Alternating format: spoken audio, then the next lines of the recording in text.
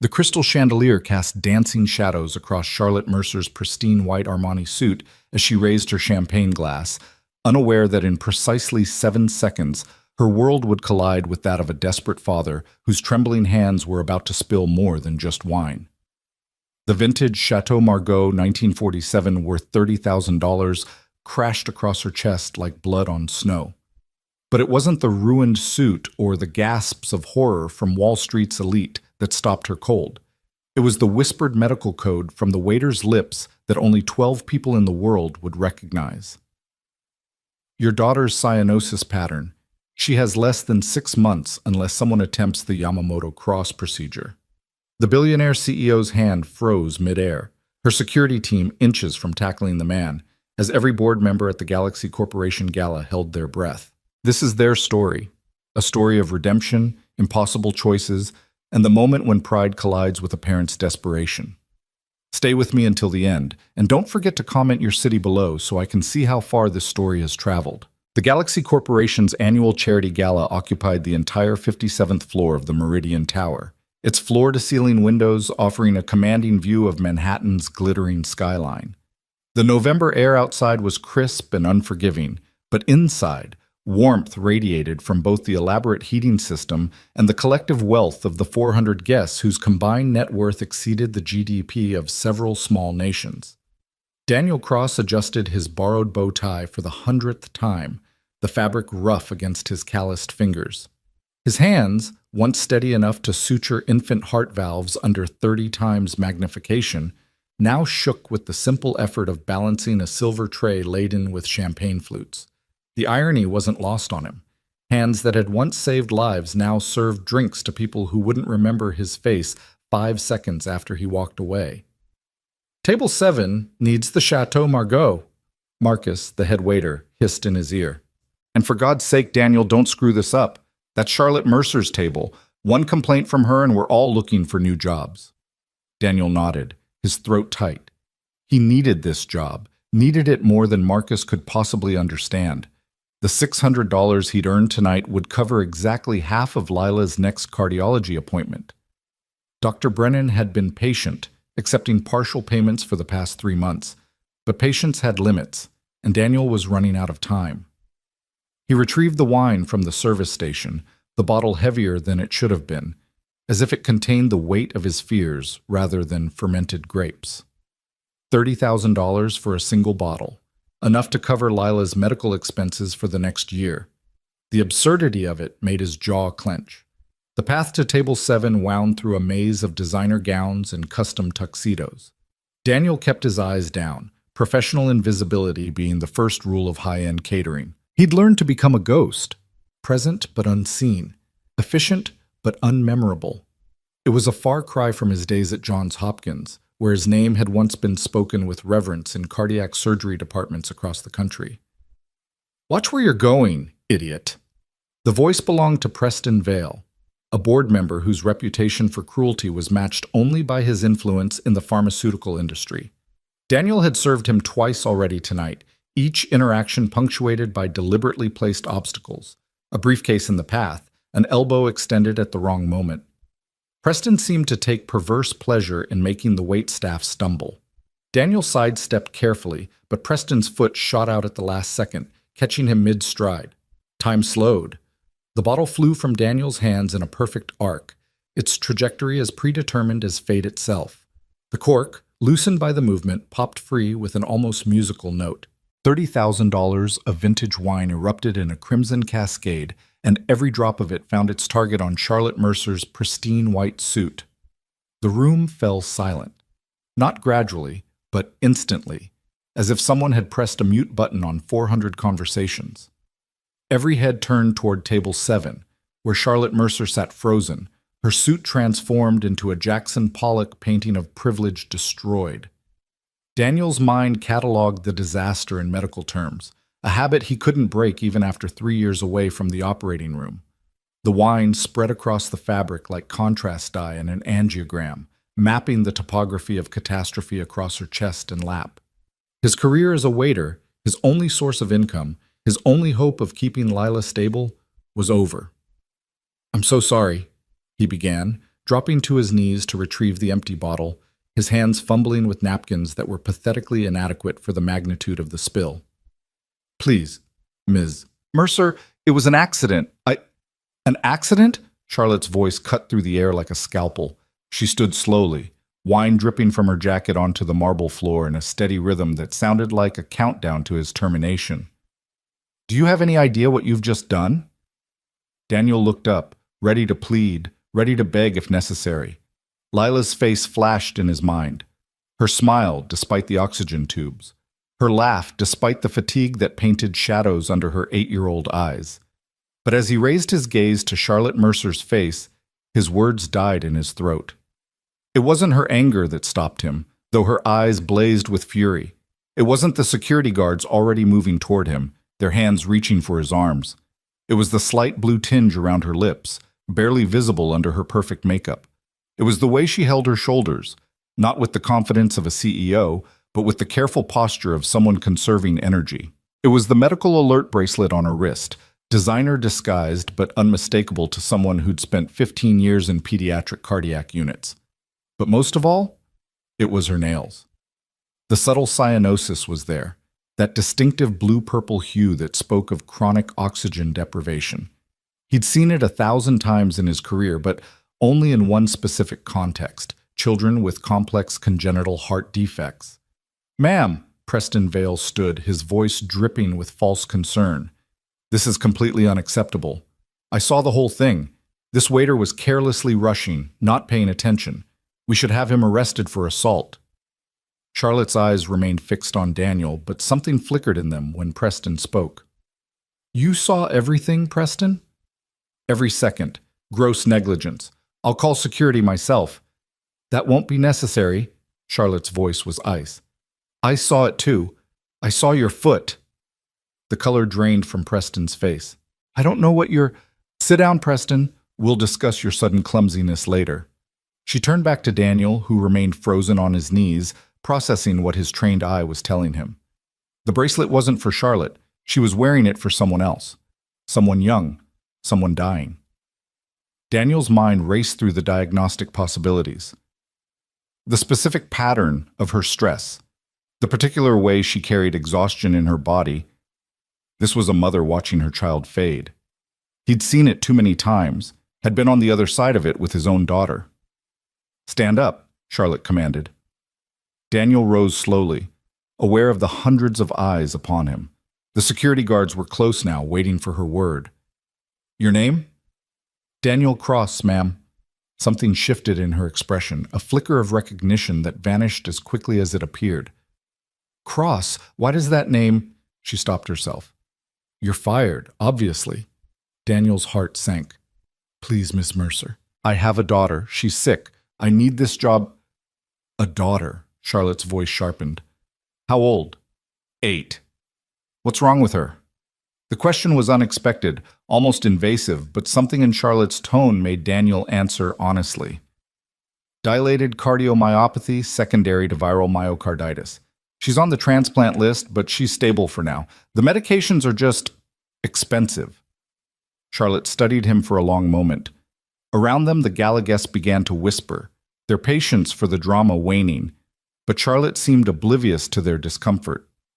"The bracelet," Daniel said suddenly, the words escaping before he could stop them. "It's not yours. The medical code on the inside, I can see part of it from here. Hypoplastic left heart syndrome, stage 3 palliation failure." Charlotte went rigid. "How could you possibly—" "Because I wrote the initial protocol for that coding system. 12 years ago at Johns Hopkins." Daniel met her gaze steadily. "The blue in your nails, it's not your oxygenation that's compromised. It's psychological cyanosis. Parents of HLHS children sometimes develop it, a sympathetic response. I've seen it in mothers whose children are entering heart failure." The room might as well have disappeared. Charlotte stared at him as if he'd reached into her chest and grabbed her heart with his bare hands. "You're saying you're a doctor?" "I was. Pediatric cardiac surgeon. I haven't practiced in 3 years." "Why?" The question hung between them like a bridge over an abyss. Daniel could lie, could fabricate something palatable. But something about this moment, about the desperation he recognized in her eyes because he saw it in his own mirror every morning, made him tell the truth. My wife died on my operating table. Amniotic fluid embolism during emergency cesarean. I tried to save her, but I failed. The hospital board cleared me, but her family, they had connections.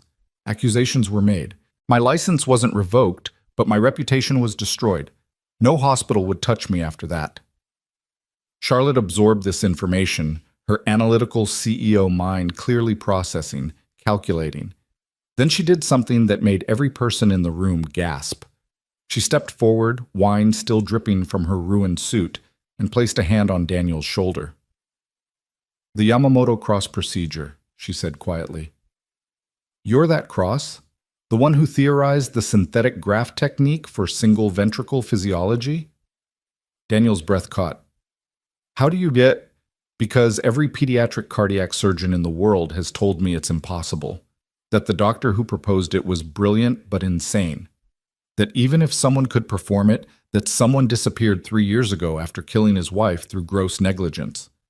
"That's not what happened," Daniel said, heat rising in his voice for the first time in years. "Sarah's death was—" "I don't care what happened," Charlotte interrupted. "I care about what you can do now." She turned to Marcus, who stood frozen nearby. "This man no longer works for you." "Ms. Mercer, I'm so sorry about—" "He works for me now." She turned back to Daniel. "You're coming with me. Tonight." "I don't understand. My daughter is 11 years old. Her name is Grace. 6 different surgical teams have told me she has less than 6 months to live. The hypoplastic left heart syndrome has progressed beyond current surgical intervention. She's too sick for a transplant, even if a heart became available." Charlotte's voice remained steady, but Daniel could see the effort it took. "Every specialist has given up, but you wrote about a theoretical procedure that could save her." "Theoretical," Daniel emphasized. "It's never been attempted. The risk of doing nothing is 100% mortality." Charlotte's eyes blazed. "So I'll ask you once. Can you save my daughter?" The question landed like a physical blow. Daniel thought of his own daughter, of the nights he'd spent watching her sleep, counting her breaths, praying for a miracle he couldn't provide. He thought of the last surgery he'd performed. Sarah's blood on his hands, the sound of the monitors flatlining despite everything he'd tried. "I don't know," he said honestly. "But it's possible?" Daniel closed his eyes, seeing the procedure in his mind, the synthetic graft he'd designed but never built, the precise angles required for the anastomosis, the revolutionary approach to rerouting blood flow in a heart that was essentially half-formed. It had lived in his head for 15 years, refined through thousands of mental iterations. "Theoretically, yes. But I haven't held a scalpel in 3 years. I'll give you everything you need. A full surgical team, a lab to develop the graft, unlimited resources. I'll pay for your daughter's treatment, all of it, including any experimental procedures she might need. I'll clear your name, hire the best lawyers to restore your license without restrictions." The offer was staggering. Around them, the crowd pressed closer, sensing they were witnessing something extraordinary. "Ms. Mercer," Preston Vale interjected, his voice tight with barely controlled anger. "This is highly inappropriate. This man just assaulted you. This man," Charlotte said without looking at Preston, "might be the only person alive who can save Grace. And you just tried to sabotage that by tripping him." She finally turned to face the board member, her expression lethal. "We'll be discussing your resignation tomorrow, Preston. Now get out of my sight before I have security escort you out." Preston's mouth opened and closed like a fish out of water, but he had enough self-preservation to retreat, pushing through the crowd toward the exit. Charlotte turned back to Daniel. "Your answer?" "I need to see her medical records, all of them, every echo, every cath, every surgical report." "They're in my car." "You carry your daughter's complete medical records in your car?" For the first time, Charlotte's composure cracked slightly. "Wouldn't you?" Daniel thought of the folder in his own apartment, Lila's records meticulously organized, memorized, analyzed for any sign of hope. "Yes." "Then you'll look at them?" "I'll look, but I'm not promising anything. If the anatomy isn't suitable for the procedure, if the tissue is too damaged, I understand, but you'll try? The weight of the moment pressed down on him. 3 years of hiding, of running from his gift because it had failed him when he needed it most. 3 years of watching his daughter suffer while denying himself the ability to help others. 3 years of penance that had saved no one. Dad? The small voice cut through the crowd like a lightning bolt. Daniel spun to see Lila standing at the service entrance, her small frame dwarfed by the doorway, the portable oxygen concentrator at her side, humming quietly. Marcus stood behind her, looking apologetic. She insisted, Marcus explained. Said you promised to show her the city lights from up here after your shift. Lila's eyes were wide as she took in the scene. Her father on his knees in front of a wine-soaked woman, surrounded by people in clothes that cost more than their apartment rent for a year. But she didn't seem intimidated. Instead, she walked forward with the careful gait of a child who'd learned to conserve energy, stopping beside Daniel and slipping her small hand into his. Did you spill something, Dad? She asked, noticing the wine bottle on the floor. Yes, sweetheart. I made a mistake. It's okay. Everyone makes mistakes. You told me that's how we learn, remember? Charlotte knelt down, bringing herself to Lila's eye level. The movement was careful, controlled, the movement of someone accustomed to being around fragile children. You must be Lila, she said softly. Lila nodded, studying Charlotte with the direct gaze children possess before the world teaches them to look away. You have pretty eyes, but they look sad, like my dad's when he thinks I'm sleeping. Charlotte's breath hitched. My daughter is sick, like you. Oh, Lila considered this. Is she scared? Terrified. Me too sometimes. But Dad says being brave doesn't mean not being scared. It means being scared and doing what needs to be done anyway. She looked up at Daniel. Right, Dad? Daniel's throat was too tight to speak. He nodded. Charlotte stood slowly, her decision crystallizing. Your father is a very brave man, Lila, and I think my daughter would like to meet you. Would that be okay? Lila brightened. Does she like puzzles? I'm really good at puzzles. Dad says it's because I see patterns others miss. She loves puzzles. Charlotte's voice was thick with emotion. She looked at Daniel. It seems like it runs in the family, seeing patterns others miss. She reached into her purse and pulled out a business card, pressing it into Daniel's free hand. My driver is outside. The medical records are in the back seat. Look at them tonight. Call me by morning with your decision. Ms. Mercer, Charlotte, if you're going to potentially save my daughter's life, you should probably call me Charlotte. Daniel looked at the card, then at his daughter, whose eyes were bright with curiosity, despite the exhaustion he could see pulling at her features. He thought of Grace Mercer lying in a bed somewhere, her half-formed heart struggling with each beat. He thought of Sarah, who would have grabbed his face and told him to stop wallowing and start saving lives again. I'll look tonight, he said, but I need you to understand, even if I agree, even if the anatomy is suitable, the chance of success is less than 20%. Maybe less than 10. That's 10% more than anyone else has offered. Charlotte straightened, and for a moment the CEO mask slipped back into place. She addressed the crowd that had pressed close to witness the exchange. The show's over. Enjoy the rest of your evening. The bar is open, courtesy of Galaxy Corporation. The crowd began to disperse, murmuring excitedly about what they'd witnessed. Charlotte turned to leave, then paused. Daniel? That night with your wife? I know what happened. The real story, not the one her family spread. I have friends on the Hopkins board. What you did, trying to save her while she was carrying your child, operating on your own wife because you were the only one in the building qualified to attempt that procedure, that wasn't negligence. That was heroism.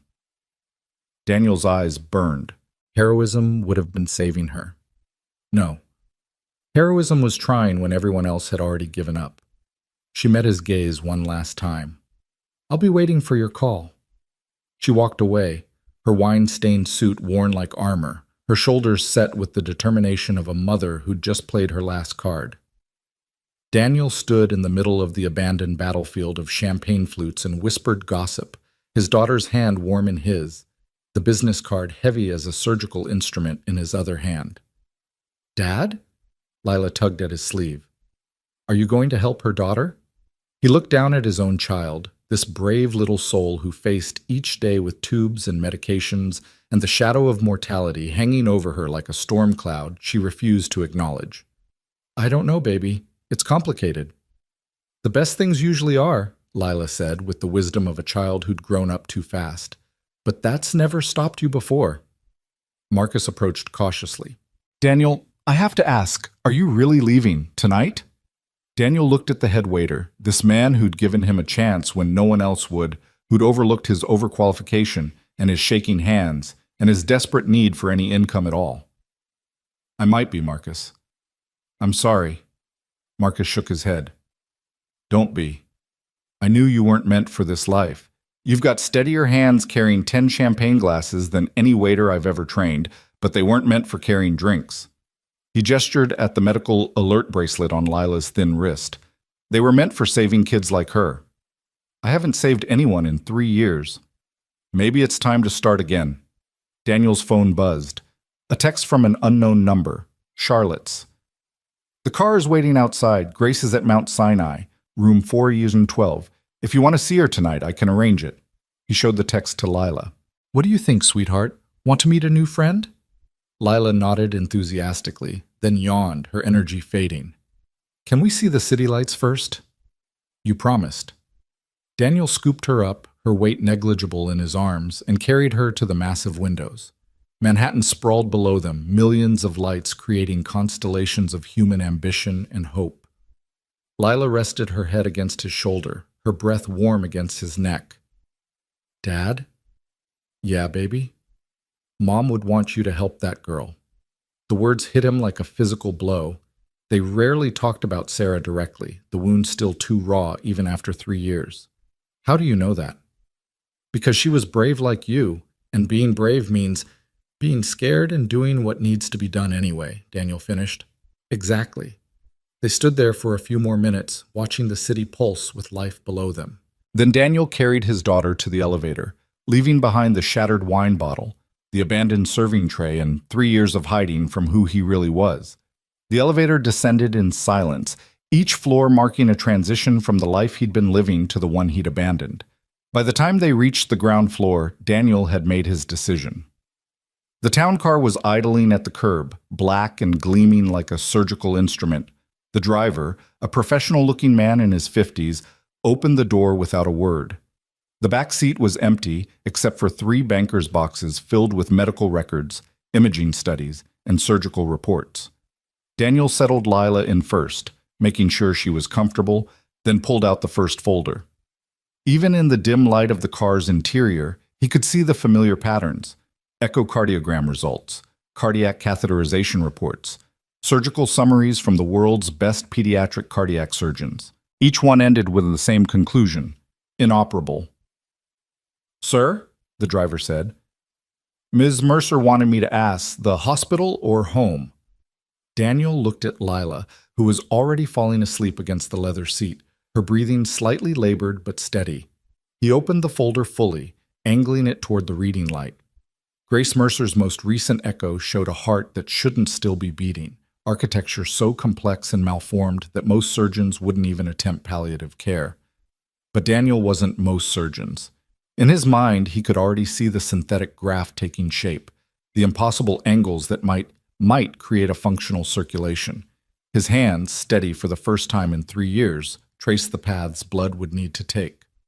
"The hospital," he said. "I need to see the patient." The driver nodded and pulled into traffic. Daniel continued reading, each page revealing more of the challenge ahead. Grace had undergone 3 surgeries already, each one buying time but ultimately failing to address the fundamental problem. Her heart was incompatible with life. Except maybe it wasn't. The Yamamoto cross procedure had lived in theoretical papers and conference presentations for over a decade, deemed too risky, too revolutionary, too impossible by the medical establishment. It required not just surgical skill, but an ability to visualize cardiac architecture in 4 dimensions, 3 of space and 1 of time, understanding how the heart would grow and adapt over years to come. Daniel had that ability. It was what had made him legendary at Hopkins, what had drawn patients from around the world. He could see hearts not as they were, but as they could be given the right intervention.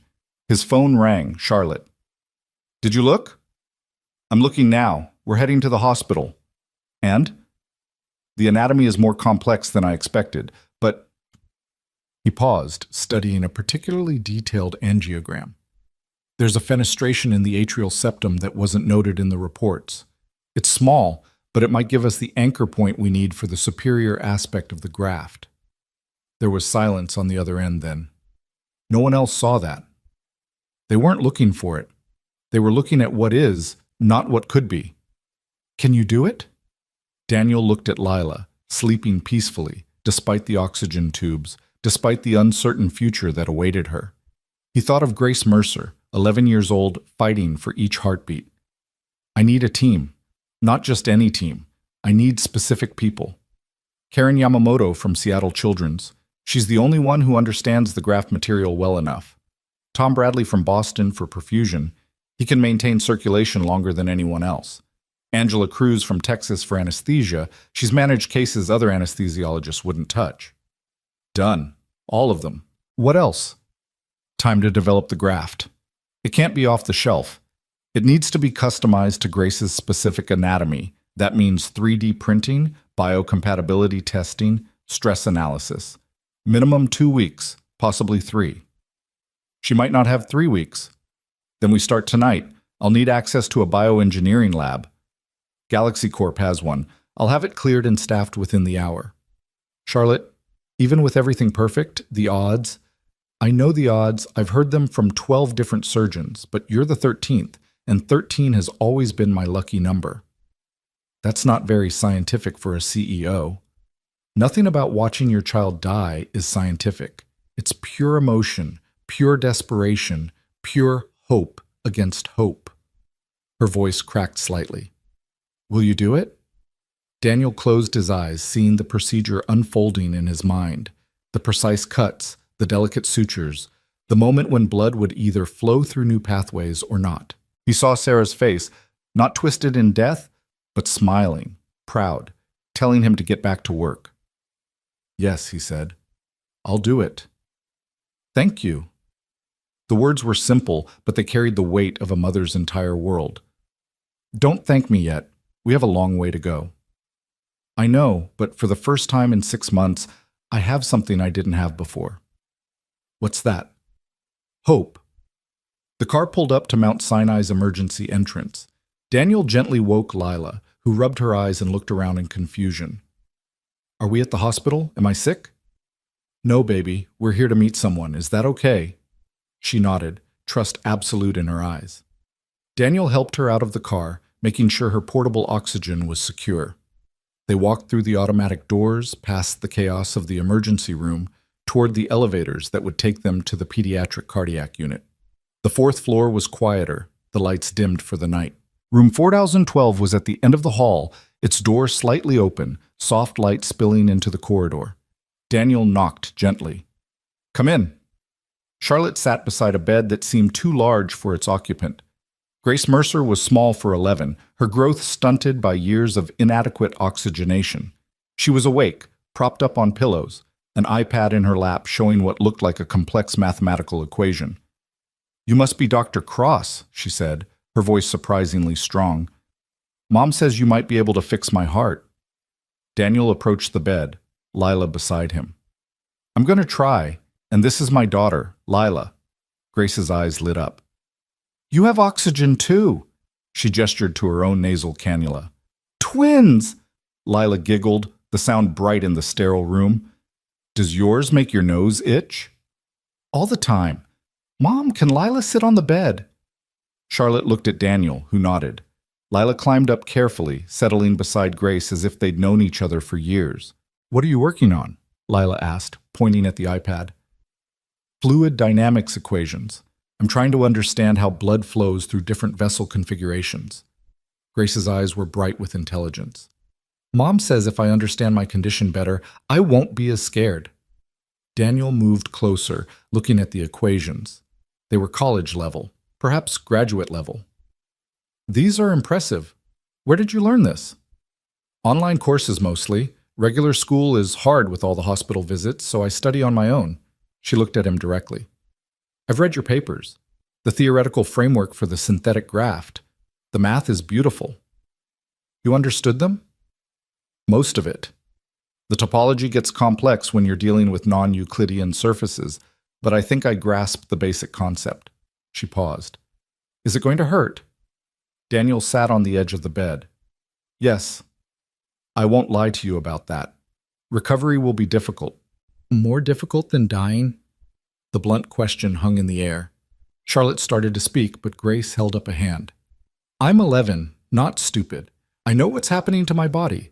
I can feel it getting harder every day, each breath a little less satisfying than the last. She looked at Daniel with eyes too old for her face. So, I'll ask again, will it hurt more than dying? No, Daniel said simply. It won't. Then when do we start? I need to build your graft first, design it specifically for your heart. It'll take a couple of weeks. I can wait a couple of weeks. She turned to Lila. Will you visit me? It gets boring here. Every day if Dad says it's okay. Daniel met Charlotte's eyes over the girls' heads. There was so much to discuss. Consent forms, risk stratification, surgical planning, the very real possibility of failure. But watching their daughters connect, two children facing mortality with more courage than most adults could muster, he felt something he hadn't experienced since Sarah's death. Purpose. The wine stain on Charlotte's suit had long since dried, leaving abstract patterns across the expensive fabric. But neither of them seemed to notice or care. The universe had orchestrated this moment through spilled wine and cruel pranks and desperate circumstances, bringing together a disgraced surgeon, a desperate mother, and two children who deserved better than what fate had dealt them. Dr. Cross, Grace said, pulling his attention back, Mom says you haven't operated in 3 years. Are you scared? Daniel considered lying, offering reassurance he didn't feel.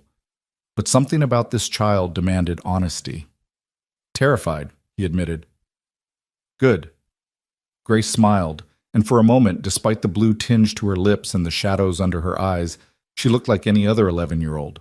Lila's dad told her being brave means being scared and doing what needs to be done anyway. I think that's the best definition I've heard. Me too, Charlotte said softly. So we're all going to be brave together? Lila asked. Together, Grace confirmed, reaching for Lila's hand. Daniel stood, his mind already racing with preparations. He'd need to review every surgical note from the past 3 years, catch up on any advances in technique or technology. He'd need to rebuild his hand strength, his stamina. He'd need to construct not just a graft, but a miracle. I should get started, he said. The sooner I begin the design process, Daniel, Charlotte stood as well. There's something else you should know. Preston Vale, the man who tripped you, he sits on the board of Hartman Pharmaceuticals. They manufacture the anti-rejection drugs Grace would need post-surgery. He's going to try to block access. Let him try. Daniel's voice carried an edge it had him.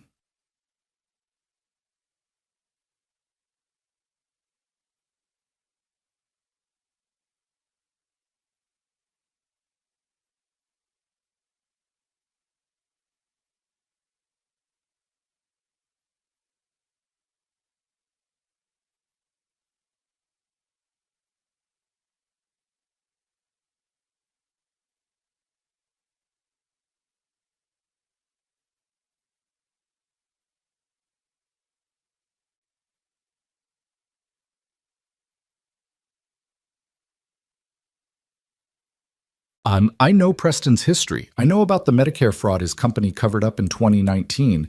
I kept documentation. If he wants to play games with a child's life, he'll find I'm not the same broken man who was serving him champagne tonight. Charlotte's smile was sharp as a scalpel. I knew there was a reason I liked you. We should go, Daniel said to Lila. Let Grace rest. 5 more minutes, both girls said in unison, then dissolved into giggles. Daniel and Charlotte stepped into the hallway, leaving the door cracked so they could watch their daughters. This is insane, Charlotte said quietly. I'm entrusting my daughter's life to a man I met 2 hours ago. You're entrusting her life to a surgeon who happens to have been serving drinks 2 hours ago, Daniel corrected. There's a difference. Is there? You haven't touched a scalpel in 3 years. The hands forget nothing. It's the mind that needs to remember. Remember why we do this, why we take these risks." He looked through the crack at the two girls, now sharing videos on Grace's iPad. "I forgot for a while, but I remember now." Because of Lila? Because of both of them. Because children like them deserve every chance, every impossible surgery, every theoretical procedure that might buy them more time. He paused. "Your daughter is brilliant, by the way. Those equations, she's not just memorizing them, she understands them.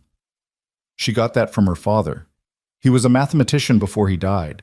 Car accident when she was 3. Charlotte's voice was steady, but pain flickered in her eyes. "He would have loved this. The elegance of your procedure, the mathematical precision required. He always said the heart was just a pump governed by fluid dynamics and electrical impulses." "He was wrong," Daniel said. "It's much more than that. It's the seat of courage, the source of hope. Every beat is an act of defiance against entropy." "That's very poetic for a surgeon. My wife was a poet. She rubbed off on me." Daniel smiled at the memory. "She used to say that surgery was just poetry with sharper instruments. I think I would have liked her. She would have liked you too. She had a thing for brave women." They stood in comfortable silence, watching their daughters through the door. Finally, Charlotte spoke. "The lab will be ready by the time you get there. I've sent the access codes to your phone. Whatever you need, whenever you need it, just ask. What I need is for you to prepare yourself for the possibility that this won't work. I'm prepared for that. I've been prepared for that for 6 months. What I wasn't prepared for was hope." She turned to face him fully. "You gave me that tonight. Even if it ends badly, I'll always be grateful for these weeks of believing it's possible." Daniel extended his hand. "Partners?" She shook it, her grip firm. "Partners." The bioengineering lab at Galaxy Corporation occupied the entire 32nd floor, its clean rooms and specialized equipment worth more than most hospital wings. Daniel stood before the main entrance at 11:47 p.m., Lila sleeping against his shoulder, her breath warm and steady against his neck. The security guard, clearly briefed on his arrival, opened the doors without question. "Dr. Cross? Ms. Mercer said you'd be coming. I'm James. I'll be here all night if you need anything." Daniel nodded his thanks and carried Lila inside. The lab was a marvel of modern medical engineering, 3D printers capable of working with biocompatible materials, stress testing equipment that could simulate decades of cardiac cycles in hours, and computers powerful enough to model blood flow at the cellular level. He settled Lila on a couch in the adjacent office, covering her with his jacket. She stirred slightly, mumbling something about Grace and puzzles before settling back into sleep. Daniel watched her for a moment, then turned to face the challenge ahead. The first thing he did was spread Grace's medical records across the massive conference table, creating a timeline of her cardiac journey from birth to present. Each surgery had bought time, but added scar tissue. Each intervention had saved her life, but complicated future options. By the time he'd finished organizing everything, it was past 1 in the morning. His phone buzzed, a text from Charlotte. "Can't sleep, neither can Grace. She's asking about the math behind the graft. May I bring her down?" Daniel looked at the complex equations he'd started sketching on the whiteboard. Yes, she might actually help. 20 minutes later, Charlotte wheeled Grace into the lab, IV pole in tow. The girl's eyes widened as she took in the equipment. "This is incredible," she breathed. "Is that a bioprinter?" "Latest model," Daniel confirmed. "It can print tissues at the cellular level, layering different materials to match the mechanical properties of native tissue." Grace wheeled herself closer to the whiteboard where Daniel had been working. "You're using Navier-Stokes equations to model the flow, but have you considered the non-Newtonian properties of blood at the small vessel level?" Daniel stared at her. "That's actually a very good point. At the dimensions we're working with, blood doesn't behave like a simple fluid."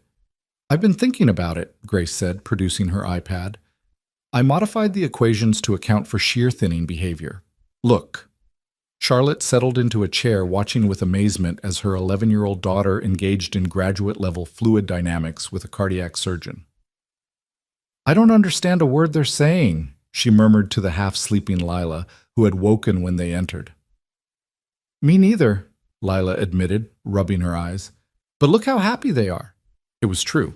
For the first time since Daniel had met her, Grace's face was animated with pure intellectual joy, the shadows of illness temporarily forgotten. And Daniel, he was fully alive in a way he hadn't been since Sarah's death, his mind firing on all cylinders as he worked through the mathematical complexities with a child who understood them better than most of his former colleagues.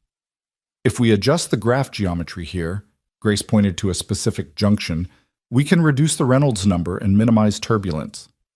But that would increase the pressure gradient, Daniel countered. Not if we incorporate a subtle helical flow pattern. Nature does it in the aortic arch. It's why we don't get more turbulence despite the curve. Daniel stepped back, seeing it suddenly. You're right. God, you're absolutely right. A helical flow inducer at the proximal anastomosis. It would require precise angular alignment, but it would work, Grace finished. The math says it would work. They worked for another 2 hours, Grace's energy seemingly endless despite her condition. Charlotte dozed in her chair while Lila curled up beside her, the two mothers and daughters creating an unlikely family in the sterile environment of the lab. Finally, Grace's eyes began to droop. I should probably rest, she admitted reluctantly. You've given me enough to work with for days, Daniel said. Thank you, Grace. You might have just solved our biggest problem. As Charlotte prepared to wheel Grace back to her room, the girl looked back at Daniel. Dr. Cross? You're not like the other doctors. How so? You listen. You don't pretend to have all the answers, and you see me as more than just a broken heart. Daniel's throat tightened. You are more than that. So much more. After they left, Daniel returned to his work with renewed vigor. The helical flow concept Grace had suggested was brilliant, but implementing it would require precision beyond anything he'd attempted before. He began designing the graph in the computer, each dimension calculated to the micrometer. The sun was rising by the time he looked up again, painting the Manhattan skyline in shades of gold and pink. Lila was awake, watching him from the couch. Did you sleep at all, Dad? Couldn't. Too many ideas. Mom used to say that. When she was writing, she'd stay up all night because the words wouldn't stop coming. Daniel moved to sit beside his daughter, pulling her close. Do you remember much about her? Some things. Her laugh, the way she smelled like vanilla. How she used to dance with you in the kitchen when she thought I was asleep. You were awake for that? Always. It was my favorite thing to watch. They sat in comfortable silence, watching the city wake up below them. Then Lila asked, Are you going to save Grace? I'm going to try. That's not what I asked. Daniel looked at his daughter, this wise soul in a fragile body. I don't know, but for the first time in 3 years, I think it's possible. Good, because I like her. And her mom is nice. She doesn't look at me like I'm sick. She just looks at me like I'm Lila. Is that rare? You have no idea. Daniel's phone rang, an unknown number with a Seattle area code. Dr. Cross, this is Karen Yamamoto. Charlotte Mercer called me at an ungodly hour with an offer I couldn't refuse. When do you need me in New York? Dr. Yamamoto. Daniel's pulse quickened. I didn't think you'd come. Are you kidding? The chance to actually implement the Yamamoto cross procedure? I've been waiting 15 years for this. Plus, Charlotte mentioned you've solved the turbulence problem we could never figure out. Actually, an 11-year-old girl solved it. The patient? Charlotte mentioned she was brilliant. I'm booking a flight now. I can be there by tomorrow. Bring your research on the polymer composites. We need to modify the surface properties to encourage endothelialization while preventing thrombosis. Already packed. Tom Bradley's coming too. He's actually excited, which for Tom is saying something. After coordinating with Karen, Daniel made similar calls to the other specialists Charlotte had promised to recruit. Each one agreed immediately, drawn by the challenge and the chance to make medical history. By noon, he had assembled a team that any hospital in the world would envy. Charlotte arrived at lunch with food from a restaurant Daniel couldn't pronounce, let alone afford. She looked exhausted but determined. How's Grace? Sleeping, finally. She was up until 5 working on flow dynamics. Charlotte shook her head. I've never seen her that engaged. You gave her purpose beyond just surviving. She gave me the same thing. They ate in companionable silence while Lila played with a puzzle Charlotte had brought. Then Charlotte's phone rang. Her expression darkened as she listened. "What is it?" Daniel asked when she hung up. "Preston Vale. He's called an emergency board meeting. He's trying to block Galaxy Corp from funding the surgery, claiming it's an inappropriate use of company resources. Can he do that?" "He can try. He owns 8% of the company's stock and has allies on the board." Charlotte's jaw tightened. "But I own 32% and have my own allies. It'll be a fight." "When's the meeting?" "Tomorrow morning, which means I need to leave soon to prepare." She looked torn. "I hate leaving Grace, but—" "Go," Daniel said. "I'll check on her. Lila wanted to visit anyway." "You do that?" "Charlotte, we're partners now. Your fight is my fight." She stood to leave, then paused. "Daniel, what Preston said at the gala about seeing everything, he was lying, wasn't he? He tripped you on purpose." "Yes." "Why would he do that?" Daniel considered his words carefully. "Preston was on the board at Johns Hopkins when I was there. He pushed for my resignation after Sarah died. He has pharmaceutical interests that would benefit if certain surgical procedures remained theoretical rather than becoming practical. The Yamamoto Cross procedure, if successful, would eliminate the need for multiple palliative surgeries and their associated drug regimens. It would cost his companies millions." Charlotte's expression turned lethal.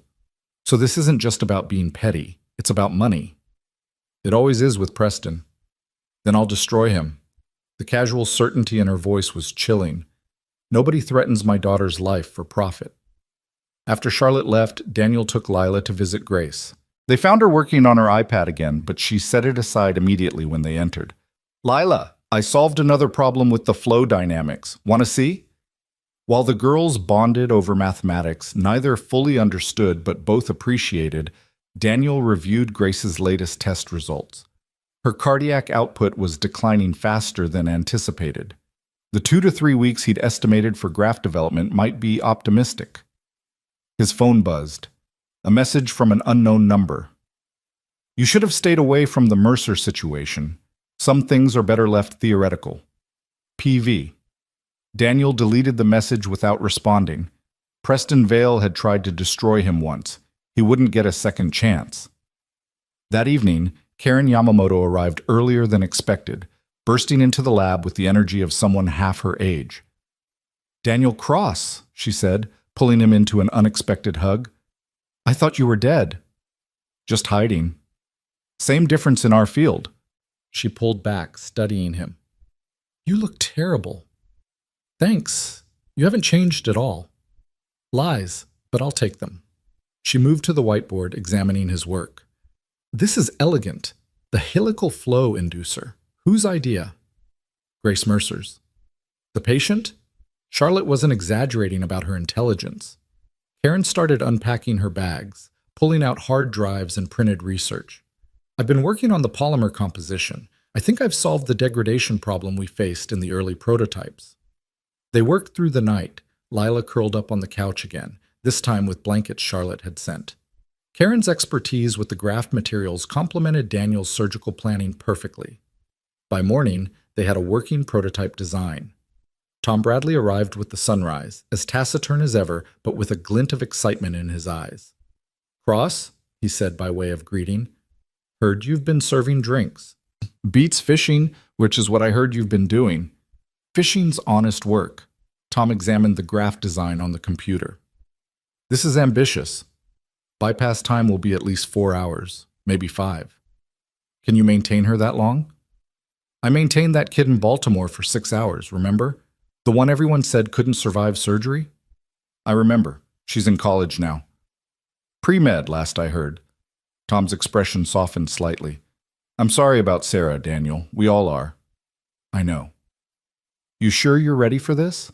Daniel looked at his steady hands, then at Lila sleeping peacefully despite all the chaos around her. "I have to be." Charlotte called at 7 a.m. "Board meeting's in an hour. Wish me luck." "You don't need luck. You have the truth on your side." "Sometimes that's not enough." "It will be today." The board meeting, Daniel learned later, was a massacre. Charlotte had come prepared with financial projections showing that the positive publicity from funding revolutionary pediatric cardiac surgery would far outweigh the costs. She'd also somehow acquired documentation of Preston's pharmaceutical conflicts of interest, which she deployed with surgical precision. Preston was voted off the board by a margin of 12-3. He looked like he wanted to murder someone when he left, Charlotte told Daniel over the phone. Security is escorting him from the building now. He'll try something else. Preston doesn't give up easily. Let him try. I've got lawyers who eat corporate raiders for breakfast. But Preston's next move wasn't legal.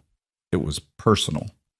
That afternoon, while Daniel was deep in graft construction, Child Protective Services arrived at the lab.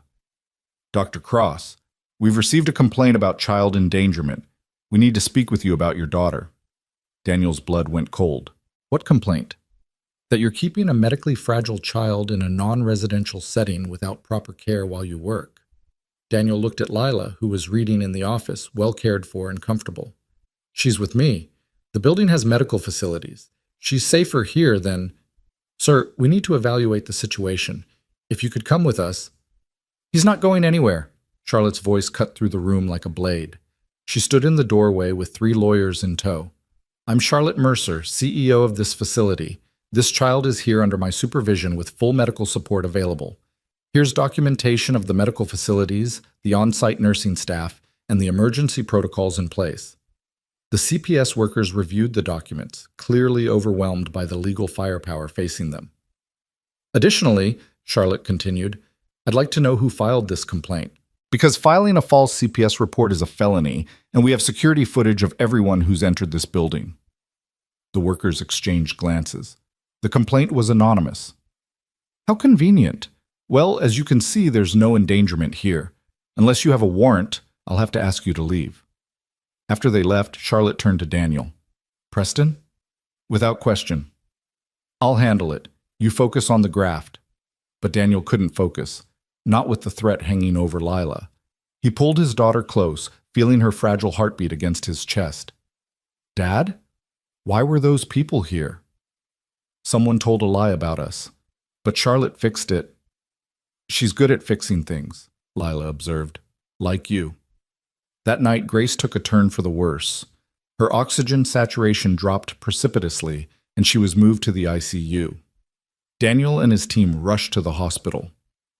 We might not have 2 weeks, the ICU attending said grimly. Maybe not even 1 week. Daniel looked at the partially constructed graft in the sterile container he'd brought. It was barely 60% complete, but the basic structure was there. Karen, how long to finish if we work continuously? 72 hours minimum, and that's without testing. Then we test while we build. Tom, can you start preparing the surgical suite? You're not serious, the attending said. You can't attempt this procedure without a fully tested graft. Watch me. The next 72 hours blurred together in a marathon of construction, testing, and refinement. The entire team moved into the lab, catching fragments of sleep between work sessions. Grace stabilized but remained critical.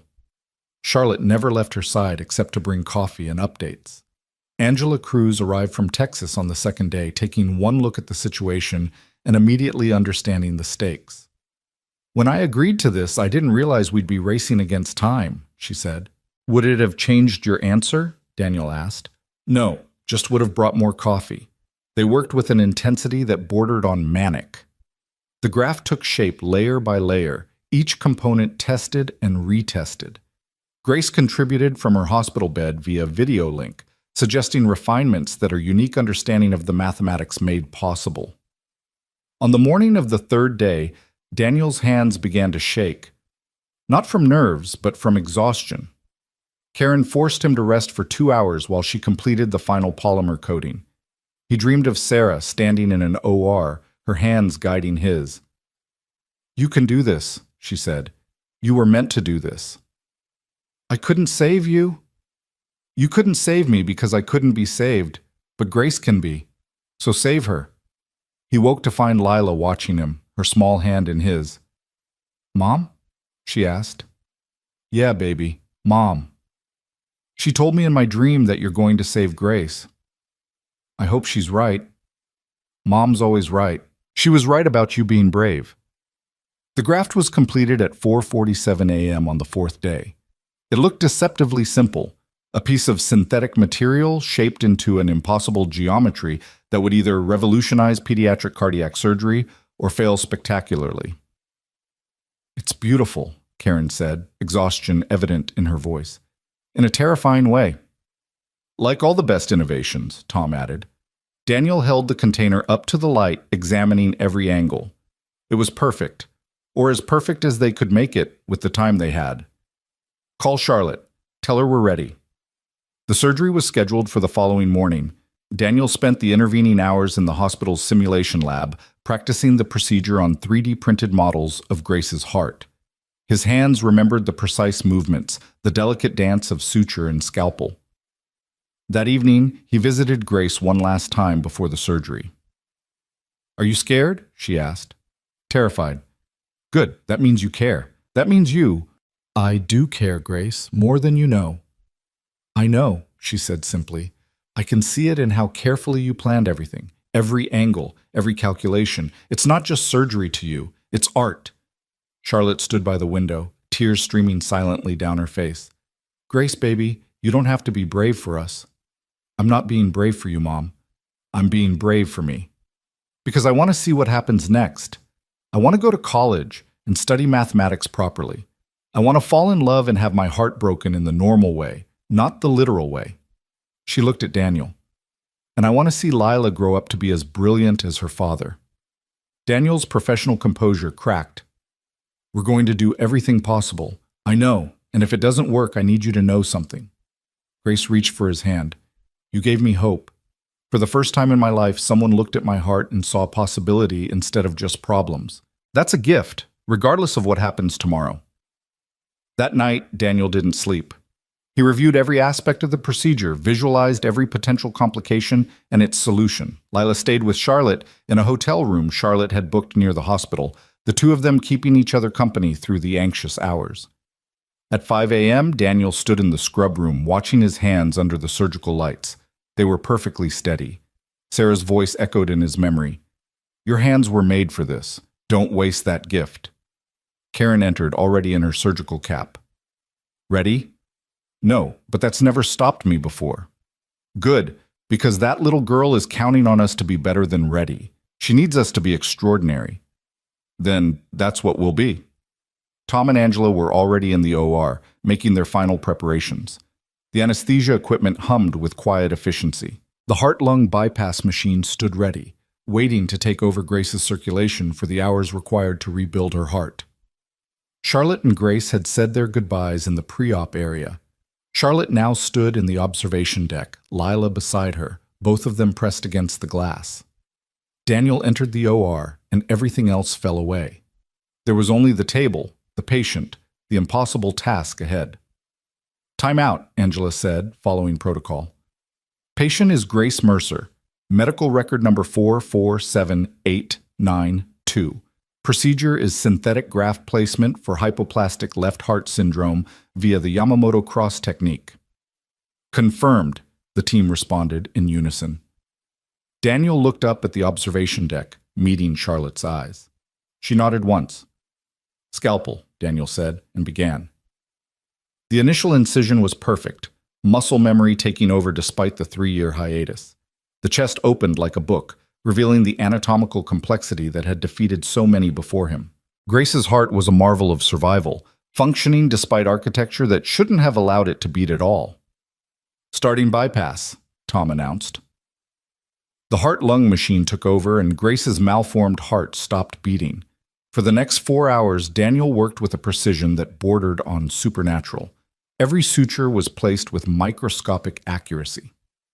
The graft, their impossible creation, was positioned using the helical flow pattern Grace herself had suggested. "Superior anastomosis complete," he announced, starting inferior attachment. This was the critical moment. The angle had to be perfect. Too acute, and the flow would turbulate. Too obtuse, and the pressure would cause failure. Daniel's hands moved with absolute certainty, guided by years of experience and days of planning. "That's beautiful," Karen breathed. "The geometry is perfect." But perfection in theory didn't always translate to perfection in practice. As Daniel completed the final suture line, He noticed something that made his blood run cold. "There's a tissue defect," he said quietly. "The inferior wall is thinner than the imaging showed. It might not hold." The OR fell silent. This was the moment that separated good surgeons from great ones, the ability to adapt when plans fell apart. Daniel closed his eyes for a fraction of a second, visualizing the problem. Then he saw it, a solution so audacious it would either be brilliant or catastrophic. "We're going to buttress it with pericardium," he said. "Create a living patch that will grow with her." "That's not part of the protocol," Angela said carefully. "The protocol just changed. Karen, can the graft handle the additional attachment points?" Karen ran rapid calculations in her head. "Theoretically, yes, but no buts. We do this or she dies. Tom, I need another 10 minutes of bypass time." "You've got it." Daniel worked with renewed intensity, harvesting tissue from Grace's own pericardium and creating a living support structure for the synthetic graft. It was surgery at its most creative, part planning and part improvisation. Finally, after 4 hours and 37 minutes, the last suture was placed. "Coming off bypass," Tom announced. "Let's see if it works." This was the moment of truth. Either blood would flow through the new pathways or it wouldn't. Either Grace's half-heart would function with its synthetic addition or it wouldn't. The heart-lung machine slowly reduced its support, forcing Grace's heart to take over. For 3 seconds, nothing happened. Then, like sunrise after the longest night, Grace's heart began to beat. Blood flowed through the graft exactly as designed, the helical pattern reducing turbulence just as she had predicted. "Flows are good," Tom reported, his usually flat voice carrying a note of excitement. "Pressures are, my God, they're normal, completely normal." The OR erupted in subdued celebration. They still had to close, still had to monitor for immediate complications, but the impossible had become possible. Daniel looked up at the observation deck. Charlotte had collapsed in her chair, sobbing with relief. Lila was jumping up and down, her oxygen tubes bouncing with her movement. "We did it," Karen said, disbelief in her voice. "We actually did it." "Grace did it," Daniel corrected. "She designed the solution. We just implemented it." The closing took another hour, each layer meticulously repaired. By the time Daniel stepped back from the table, Grace's chest rose and fell with steady, unassisted breaths. For the first time in her 11 years of life, her lips were pink instead of blue. In the recovery room, Charlotte grabbed Daniel in a fierce hug, sobbing into his shoulder. "You saved her! You saved my baby!" "She saved herself," Daniel said. "She never gave up. Neither did you. What happens now?" "Now we wait. The next 48 hours are critical." "But Charlotte," he pulled back to look at her. "Her pressures are perfect. Her oxygenation is at 98%. I've never seen numbers this good in an HLHS patient." Grace woke 3 hours later, Lila and Charlotte at her bedside. Her first word was, "Mathematics." Everyone laughed through their tears. "The flow dynamics," Grace continued groggily. "Did the helical pattern work?" "Perfectly," Daniel assured her. "You were right about everything." "Good. Can I see the data?" Even fresh from surgery, barely conscious, Grace's mind sought understanding. She walked the halls with Lila, the two girls planning futures that suddenly seemed possible. Preston Vale made one last attempt at sabotage, filing a complaint with the medical board about the unauthorized modification to the surgical protocol. But Charlotte's lawyers were ready, armed with documentation showing that surgical innovation was not only legal, but necessary when lives hung in the balance. The complaint was dismissed, and Preston found himself under investigation for filing false reports and attempted interference with medical care. A week after surgery, Grace was discharged. She stood at the hospital entrance, breathing deeply of the November air. No oxygen support needed for the first time she could remember. "How does it feel?" Lila asked. "Like flying," Grace said. "Like I've been underwater my whole life and just surfaced." Daniel watched them, his own daughter still tethered to her oxygen but standing straighter, hope visible in her eyes. Charlotte stood beside him, their shoulders touching. "What you did?" Charlotte said quietly. "It's going to change everything. Every child with HLHS now has hope. We need to publish the results, train other surgeons. This can't be a one-time miracle. I'll fund it. The Mercer Cross Institute for Pediatric Cardiac Innovation.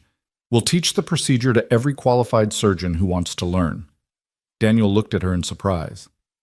That's incredibly generous. It's necessary.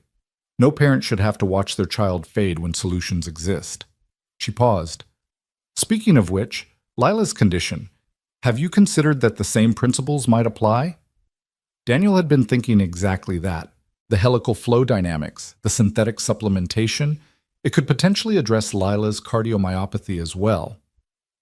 It would need modification, but yes, I've been working on the calculations. Then we'll do it. Same team, same commitment. We'll save them both. As if sensing the conversation about her, Lila looked back and waved. Grace whispered something in her ear and both girls laughed, the sound bright and alive and full of promise. You know, Charlotte said, Preston actually did us a favor. How's that? If he hadn't tripped you, if that wine hadn't spilled, none of this would have happened. Grace would be dying and we never would have known that Salvation was serving champagne at our gala.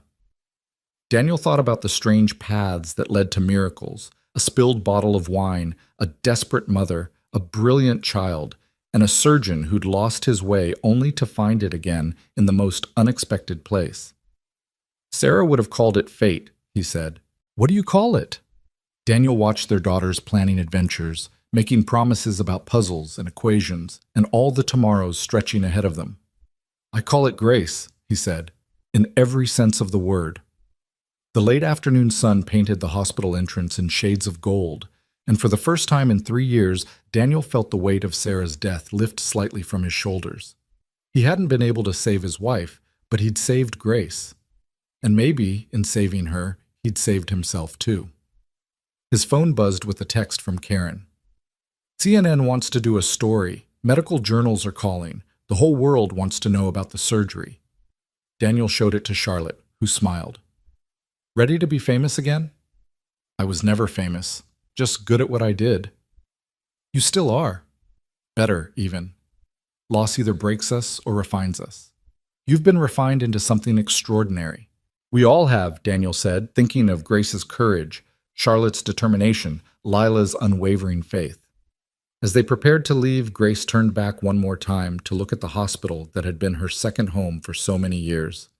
I'm going to come back here, she announced, as a doctor. I'm going to save other kids like me. I believe you will, Daniel said. Will you teach me? When I'm older? It would be my honor. They walked toward Charlotte's waiting car, two families forged by crisis into something stronger. The Yamamoto Cross procedure would go on to save thousands of children worldwide, but for Daniel, it would always be about this moment. Watching Grace Mercer walk freely under her own power, breathing easily, her brilliant mind already reaching toward a future that had seemed impossible just weeks before. The car ride from the hospital was quiet, each passenger lost in their own thoughts about what had just transpired. Grace sat between Lila and Charlotte in the back seat, her hand resting on her chest where she could feel her heart beating with a strength it had never possessed before. The synthetic graft was doing its work, creating pathways for blood that her body had never been able to provide on its own. Dad, Lila said softly, breaking the silence, when you fix my heart, will it hurt like Grace's surgery? Daniel met his daughter's eyes in the rearview mirror. We'll make sure you're as comfortable as possible, baby. But yes, there will be some pain. Recovery is never easy. I'll be there, Grace said immediately, squeezing Lila's hand. I'll teach you all the tricks I learned, like how to make the nurses laugh so they give you extra Jell-O, and how to adjust the bed just right so it doesn't hurt as much to breathe. Charlotte's phone buzzed insistently, but she ignored it, her attention focused on the two girls who had become inseparable over the past week. It buzzed again, until finally she answered with barely concealed irritation. What is it, Marcus? Daniel could hear the urgent voice on the other end, though not the specific words.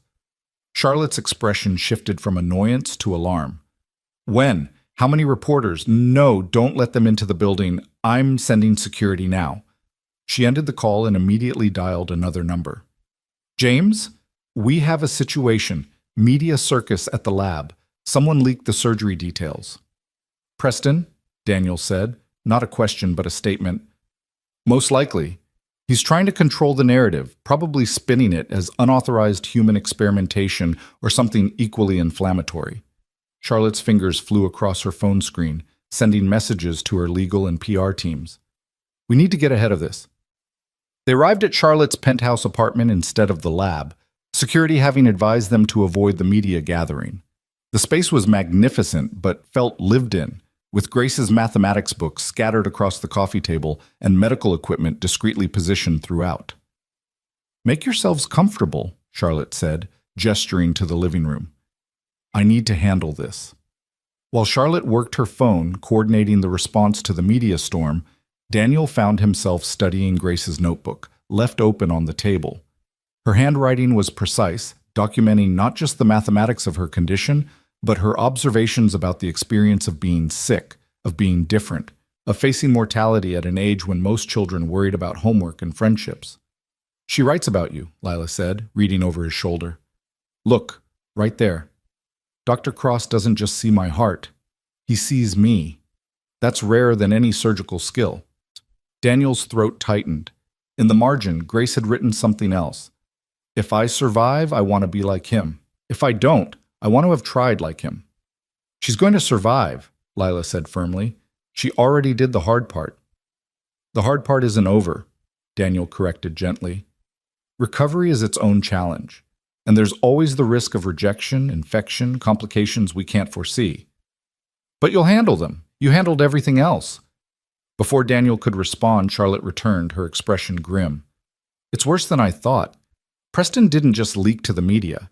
He's filed an injunction trying to prevent us from performing the procedure on any other patients, including Lila. He's claiming we violated FDA protocols. Did we? Grace asked, having been quietly listening. Technically, no, Charlotte said. The FDA allows for innovative procedures in life-threatening situations where standard treatments have failed. But the legal battle could take months, maybe years. I don't have years, Lila said quietly. Neither do all the other kids who need this surgery. Daniel stood, pacing to the window. Manhattan stretched out below, millions of lives continuing obvious to the drama unfolding in this penthouse. We need to document everything, every decision, every modification to the protocol, every outcome. Create a case so airtight that no court could rule against us. Already in progress, Charlotte said. But Daniel, there's something else. Preston has connections at several hospitals. He's trying to get your surgical privileges revoked, claiming you're a danger to patients.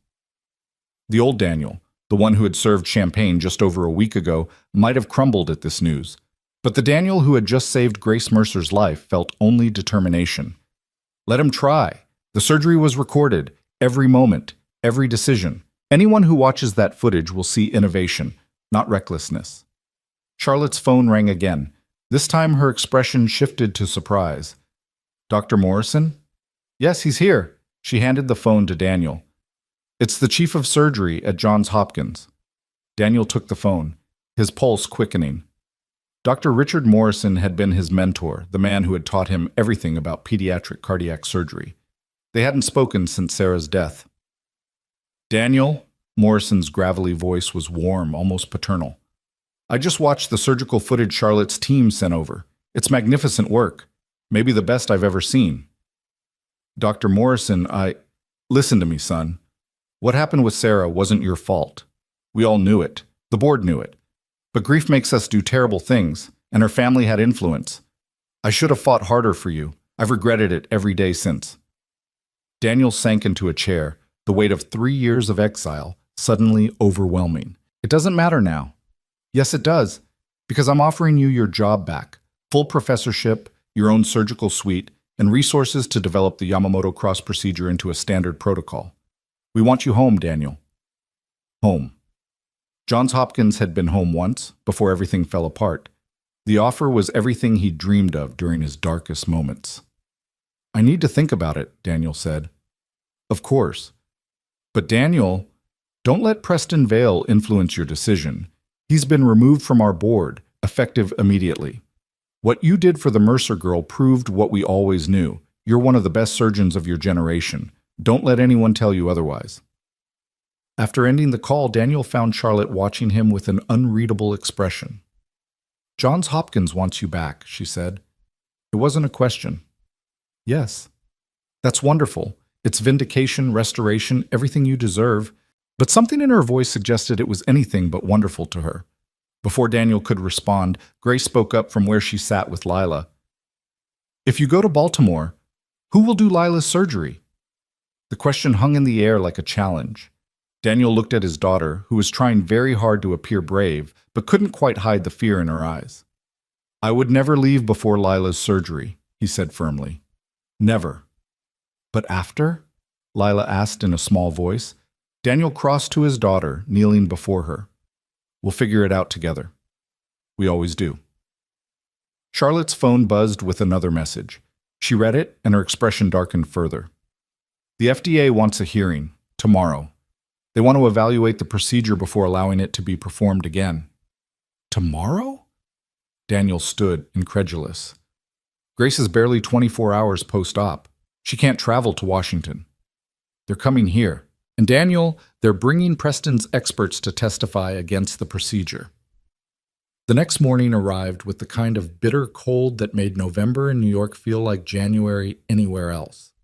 The FDA hearing was scheduled for 2 o'clock at Galaxy Corporation's headquarters. The conference room transformed into a makeshift courtroom.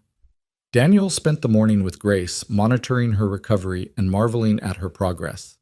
Her cardiac output remained strong, the graft functioning flawlessly. She was sitting up in bed, working through a university-level topology textbook when he arrived.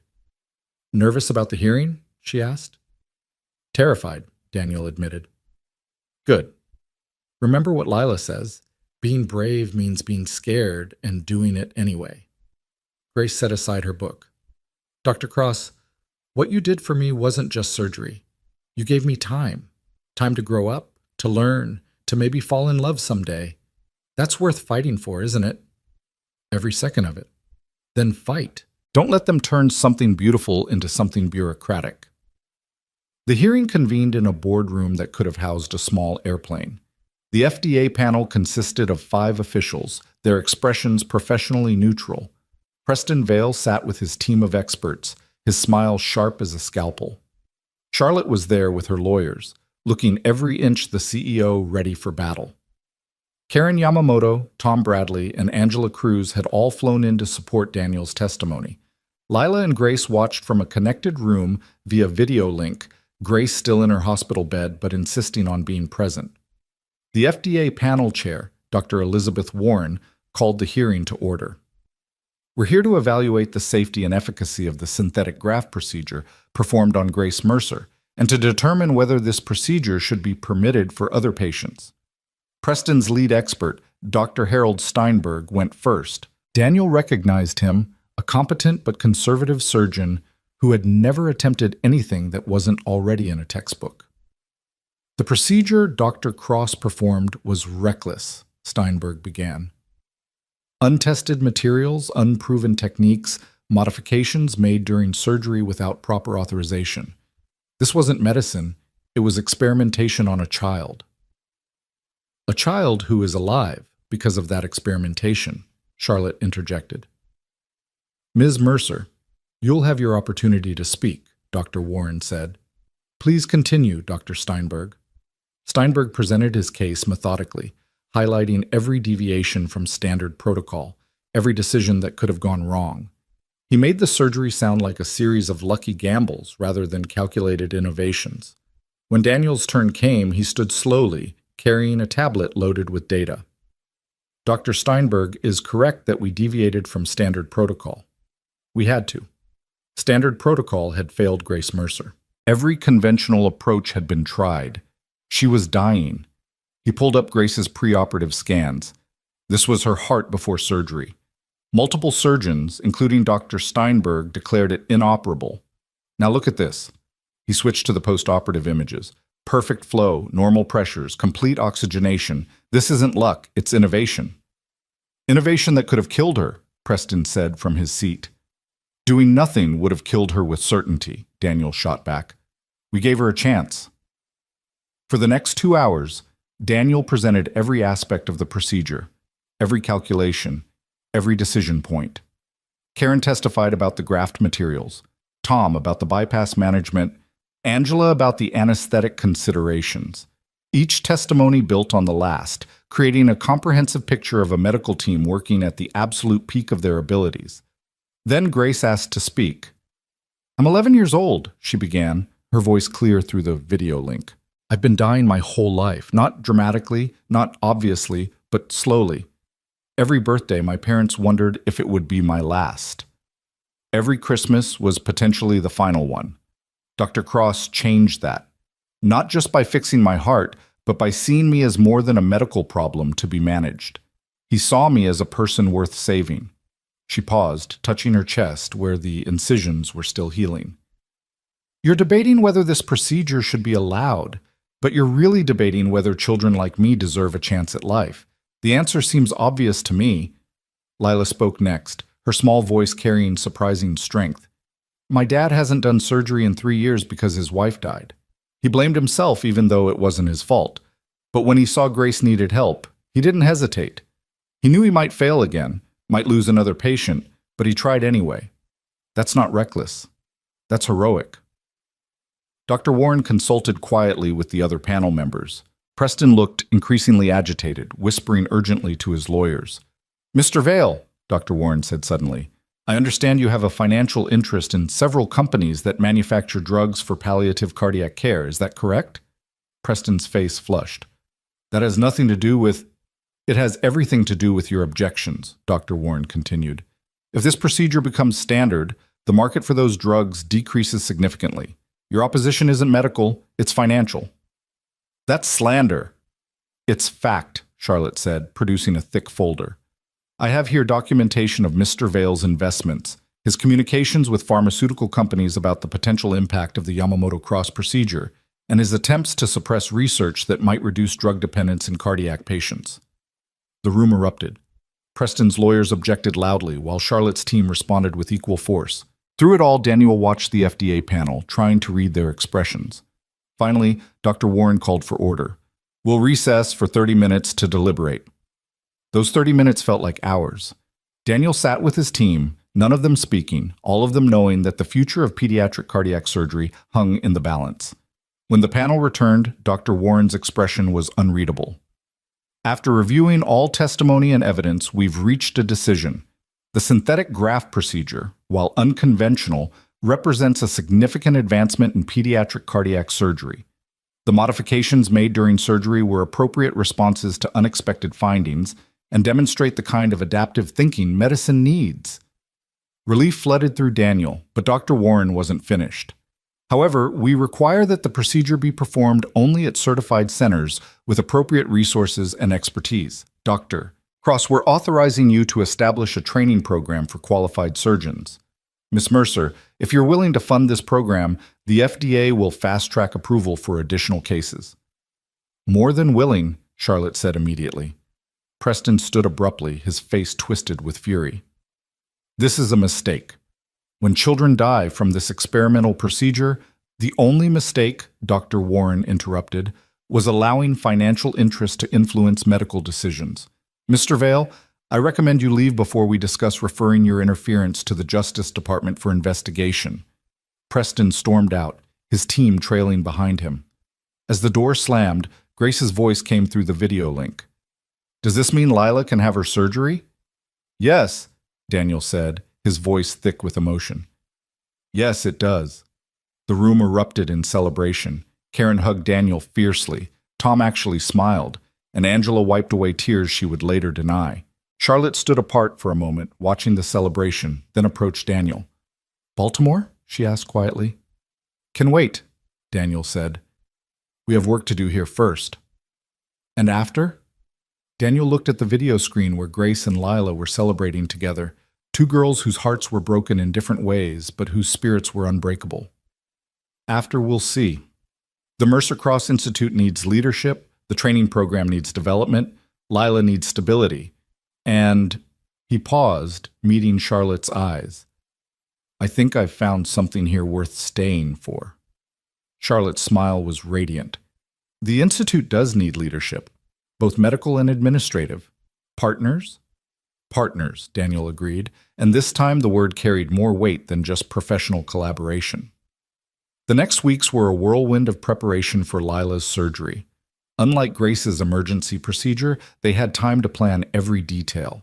The graft was crafted with even greater precision, incorporating lessons learned from Grace's surgery.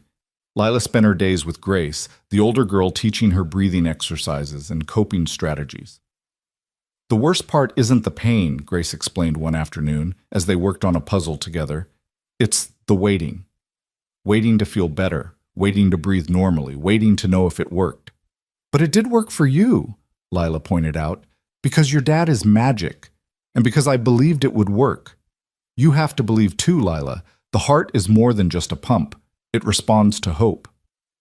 Daniel overheard this conversation from the doorway, struck by the wisdom of these children who had faced more than most adults could imagine.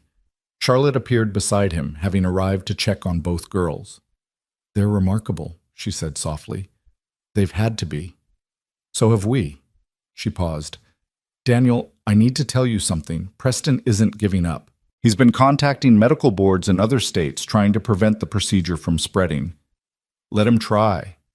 Every success makes his position weaker. There's more. He's been investigating you, your life after Sarah's death, your time as a waiter. He's looking for anything to discredit you." Daniel tensed. "There's nothing to find. I lived quietly, raised my daughter, survived." "I know, but he's desperate. Desperate people do dangerous things." As if to underscore her point, Daniel's phone buzzed with a text from an unknown number. It was a photo of Lila at the park with her babysitter, taken from a distance. The message read, "She looks fragile. Accidents happen." Charlotte saw his expression change, saw the shift from doctor to father, from calm to furious. "He's threatening Lila," Daniel said, his voice deadly quiet. Charlotte was already on her phone. "Security team to my apartment now, and get the police." She looked at Daniel. He just crossed a line he can't come back from. Within hours, Preston Vale was arrested for harassment and making threats against a minor. The photo had been traced to a private investigator he'd hired, who quickly cooperated with police in exchange for immunity. Preston's empire began to crumble as investigations revealed years of financial manipulation and medical interference. But Daniel barely noticed Preston's downfall. His focus was entirely on Lila, who remained blissfully unaware of the threat, concentrating instead on her upcoming surgery. The night before the procedure, Daniel sat with Lila in her hospital room. Grace was there too, having insisted on staying despite having been discharged days earlier. "Dad, are you scared?" Lila asked. "Terrified." "But you're still going to do it?" "Of course. Because that's what brave means." "No," Daniel said, pulling her close. "Because that's what love means. Doing whatever it takes to give you a chance at a full life." "Mom would be proud of you," Lila whispered. "She'd be proud of you too, baby. So proud." Grace reached over and took Lila's hand. "Tomorrow, when you wake up, you'll be like me. Fixed. Not perfect, but better. And we'll grow up together, go to college together, maybe even become doctors together." "Promise?" Lila asked. "Promise." Charlotte watched from the doorway, tears streaming down her face. When Daniel noticed her, she didn't try to hide them. "They're going to be okay," she said, "both of them." "How do you know?" "Because they have each other, and they have us." She moved into the room, completing the unlikely family they'd become. "Whatever happens tomorrow, Daniel, you've already given her everything. Hope, love, a chance. That's all any parent can do." That night, Daniel didn't sleep. He reviewed the surgical plan one final time, visualized every step, every potential complication. But mostly, he thought about Sarah, about how she would have loved seeing him return to surgery, seeing him save not just Grace, but their own daughter. "Guide my hands," he whispered to the darkness. "One more time, help me save her." The morning arrived gray and cold, snow beginning to fall as they prepared Lila for surgery. She was brave until the moment they had to separate, then clung to Daniel with all her small strength. "You'll be here when I wake up." "I'll be the first thing you see," Daniel promised. "And Grace?" "I'll be right here too," Grace said from her wheelchair, still recovering but insisting on being present. "Right here waiting for you." As they wheeled Lila into the OR, she looked back one more time. Dad, after this, can we stop being scared all the time? Yes, baby. After this, we can just be happy. The OR team was the same as before, but this time there was an additional audience. Surgeons from around the world were watching via video link, learning the procedure that would save thousands of children. Daniel was aware of them, but focused only on the small form on the table, his daughter, his reason for continuing after losing everything. Time out, Angela began. Patient is Lila Cross, medical record number 559371. Procedure is synthetic graft placement for dilated cardiomyopathy via modified Yamamoto cross technique. Confirmed, the team responded. Daniel looked up one more time at the observation deck where Charlotte and Grace watched. Grace gave him a thumbs up. Charlotte mouthed, "You've got this." "Scalpel," Daniel said, and began the surgery that would either save his daughter or destroy what remained of his world. The procedure went flawlessly for the first 2 hours. Lila's heart, while damaged, was structurally simpler than Grace's had been. The graft placement was proceeding exactly as planned. Then Tom noticed something on the monitors. "Pressure spike in the pulmonary artery," he reported. "It's climbing fast." Daniel looked at the surgical field, immediately identifying the problem. "There's a clot. It must have formed during bypass." He had seconds to decide. Remove the clot risked devastating bleeding, but leaving it meant certain failure. "I need microsuction now." Karen moved with him in perfect synchronization, anticipating his needs as he worked to remove the clot without damaging the delicate vessels. It was surgery at its most demanding, requiring absolute precision and complete trust between team members. "Got it," Daniel said as the clot came free. "Pressure?" "Normalizing," Tom reported. "Nice save." The rest of the surgery proceeded without incident. When the final suture was placed and Lila's heart began beating with new strength, Daniel felt Sarah's presence so strongly it was as if she were standing beside him. "We did it," he whispered. "We saved her." Lila woke 3 hours later to find Daniel exactly where he'd promised to be. Her first word was, "Grace?" "Right here," Grace said from her chair beside the bed. "Welcome to the Fixed Heart Club. It's very exclusive." "Does it hurt?" "Yes. But it's the good kind of hurt, the kind that means you're healing." Over the following days, Lila's recovery paralleled Grace's remarkable progress.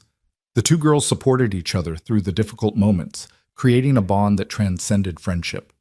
They were survivors, warriors, sisters in everything but blood. Charlotte used the time to establish the Mercer Cross Institute, with Daniel as medical director and herself as executive director.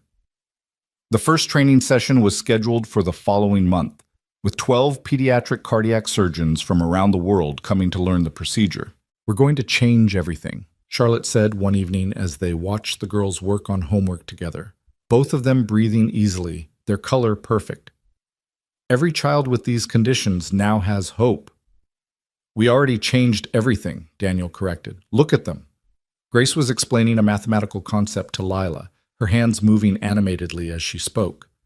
Lila was laughing at something Grace had said, the sound bright and clear without the wheeze that had accompanied it for so long. "Daniel," Charlotte said suddenly, "Johns Hopkins called again. They need an answer." He'd been expecting this conversation. The offer from Hopkins was everything he'd wanted 3 years ago: vindication, restoration, a return to his old life. But that life didn't exist anymore. The man who had operated at Hopkins, who had lost his wife there, was gone. In his place was someone new, someone who had learned that sometimes the greatest gifts came disguised as disasters. "I'm staying," he said simply. "This is home now. The Institute, the girls, you. This is where I belong." Charlotte's relief was visible. "Good. Because I have a confession. I may have already told Hopkins you weren't coming." "Charlotte, I know you, Daniel Cross. You're many things, but you're not someone who walks away from unfinished business. And we have so much unfinished business." "Medical business, you mean?" "Among other things." She met his eyes meaningfully. "Grace asked me something yesterday. She wanted to know if you and Lila might want to move in with us. The penthouse is too big for just 2 people, and the girls want to be together." "That's a big step." "We've already taken bigger ones. We rebuilt hearts, Daniel. Moving in together seems simple by comparison. Daniel thought about it, about the family they'd accidentally created through crisis and courage, about Grace and Lila, who needed each other as much as their repaired hearts needed to beat, about Charlotte, who had stood by him through the hardest surgery of his life and never wavered. The girls would love it, he said carefully. What about you? I think, Daniel said slowly, that Sarah would want me to be happy. She'd want Lila to have a family, and she'd probably laugh at how complicated the path was to get here. Is that a yes? That's a yes. Charlotte smiled, and for the first time since he'd met her, she looked truly at peace. Good, because I already had your things moved. Charlotte! I'm a CEO. I'm used to making executive decisions. They were interrupted by laughter from the girls' room. Grace had discovered that Lila had been sneaking chocolate despite dietary restrictions, and Lila was defending herself with elaborate mathematical proofs about why chocolate was actually medicinal. They're going to be terrifying when they grow up, Charlotte observed. They already are, Daniel said, but in the best possible way. That night, after the girls were asleep, Daniel stood on Charlotte's balcony, looking out at the city lights. The same lights he'd shown Lila from the Galaxy Corporation building the night everything changed. So much had happened in such a short time. Redemption, love, hope, and two hearts made whole through impossible surgery. His phone buzzed with a message from Karen Yamamoto. First batch of surgeons arriving next week. Are you ready to teach the world what you've learned? Daniel typed back. Ready. Charlotte appeared beside him, wrapping a blanket around both their shoulders. Regrets? She asked. None. You? Only that it took a spilled bottle of wine to bring us together. Preston Vale accidentally saved 3 lives that night, Daniel mused. Grace's, Lila's, and mine. 4, Charlotte corrected. He saved mine too. I was drowning in despair before you gave me hope. They stood together in comfortable silence, watching snow begin to fall over Manhattan. Inside, their daughters slept peacefully, hearts beating strong and steady, futures stretching before them bright with possibility. You know what Grace asked me today? Charlotte said. She wanted to know if hearts could grow back stronger after being broken. What did you tell her? I told her to ask you. You're the heart expert. Daniel considered the question, thinking of all the broken hearts he'd encountered. His own after Sarah's death, Charlotte's as she watched Grace fade, the literal broken hearts he'd repaired with synthetic grafts and surgical skill. Yes, he said finally. Hearts can grow back stronger, but only if you're brave enough to let them heal and wise enough to accept help when it's offered. Like accepting a job from a wine-soaked CEO.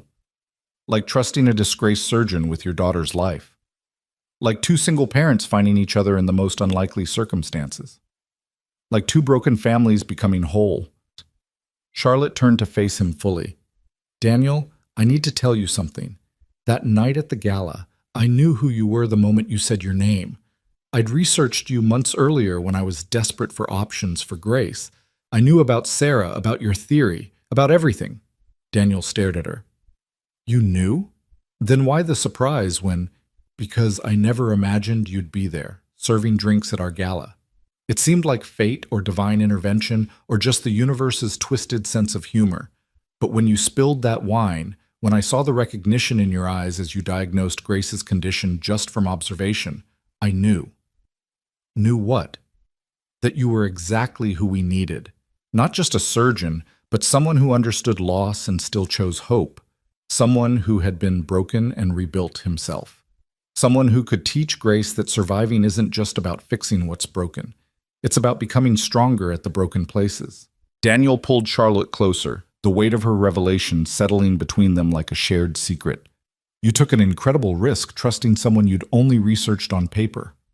Every parent of a dying child becomes an expert at calculating impossible risks, Charlotte replied. Besides, I didn't just research your medical career. I found the nurses who worked with you, the families whose children you saved. They all said the same thing, that you saw the whole child, not just the broken parts. The snow was falling heavier now, blanketing the city in pristine white that would turn gray by morning. Through the glass doors, they could see the girls' rooms, nightlights casting soft glows that reminded them both of hospital corridors they'd walked too many times. Tomorrow, the first reporters arrive, Charlotte said. They want to document the training program, follow the next surgeries. Are you ready to be in the spotlight again? As long as it helps other children, yes. But Charlotte, there's something we need to discuss. Preston's arrest. It won't be the end. Men like him have connections, resources. He'll find a way to retaliate. I'm counting on it, Charlotte said with a smile that would have been at home on a shark. My lawyers have been building a case against him for years. Securities fraud, insider trading, medical interference. His arrest for threatening Lila was just the beginning. By the time we're done, Preston Vale won't be able to get a job selling medical supplies to veterinarians. Before Daniel could respond, they heard a cry from inside. Both parents rushed in to find Lila sitting up in bed, tears streaming down her face, her breathing rapid but notably stronger than it would have been before the surgery. "Nightmare?" Daniel asked, sitting beside her and pulling her into his arms. "I dreamed the surgery didn't work," Lila sobbed. "That I woke up and nothing had changed." Grace appeared in the doorway, moving carefully but steadily. Without a word, she climbed into bed beside Lila, wrapping her arms around the younger girl. "Feel my heart," Grace said, taking Lila's hand and placing it on her chest. "What do you feel?" "It's strong," Lila whispered. "Now feel yours." Lila placed her hand on her own chest, wonder spreading across her face. "It's the same. Strong like yours. That's because we match now. We're heart sisters, and heart sisters don't leave each other alone with nightmares." Charlotte and Daniel exchanged glances over the girls' heads. The bond between their daughters had become something beyond friendship, beyond even sisterhood. They had walked through the valley of the shadow together and emerged holding hands. "How about some hot chocolate?" Charlotte suggested. "Special circumstances call for breaking the dietary rules."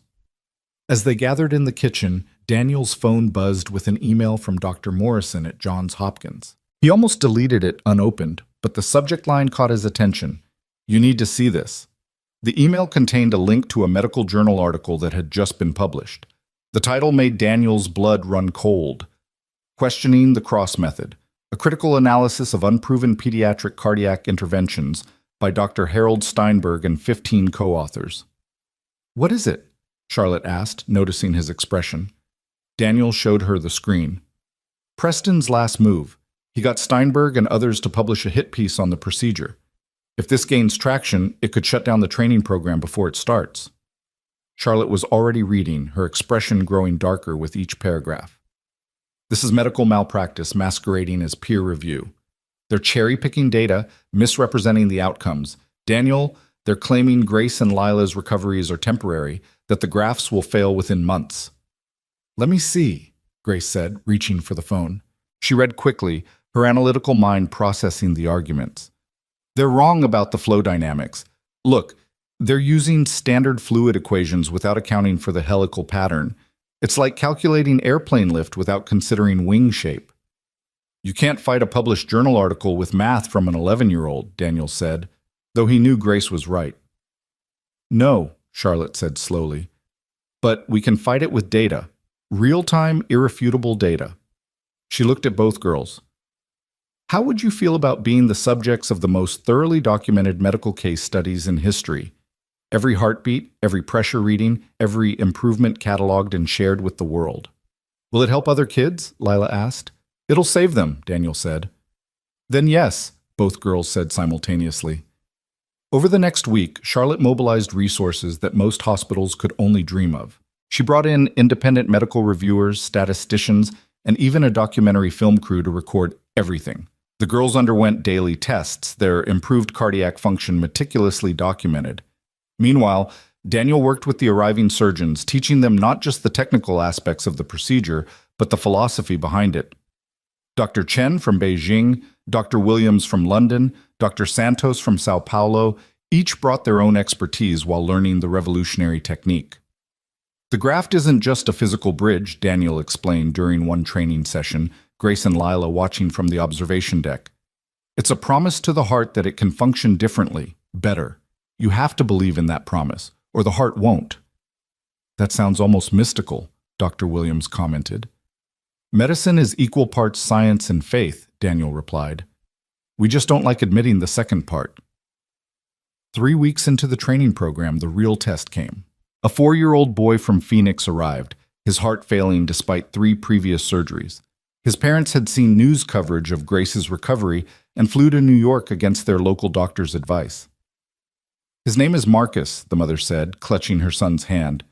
"The doctors in Phoenix said we should start planning his funeral. But I saw that girl on TV, the one who was dying and now isn't. Please, Dr. Cross, please try." Daniel examined Marcus carefully. The boy's condition was even worse than Grace's had been, his lips a deep blue, his breathing labored even at rest. But in his eyes, Daniel saw the same fierce determination to live that he'd seen in Grace and Lila.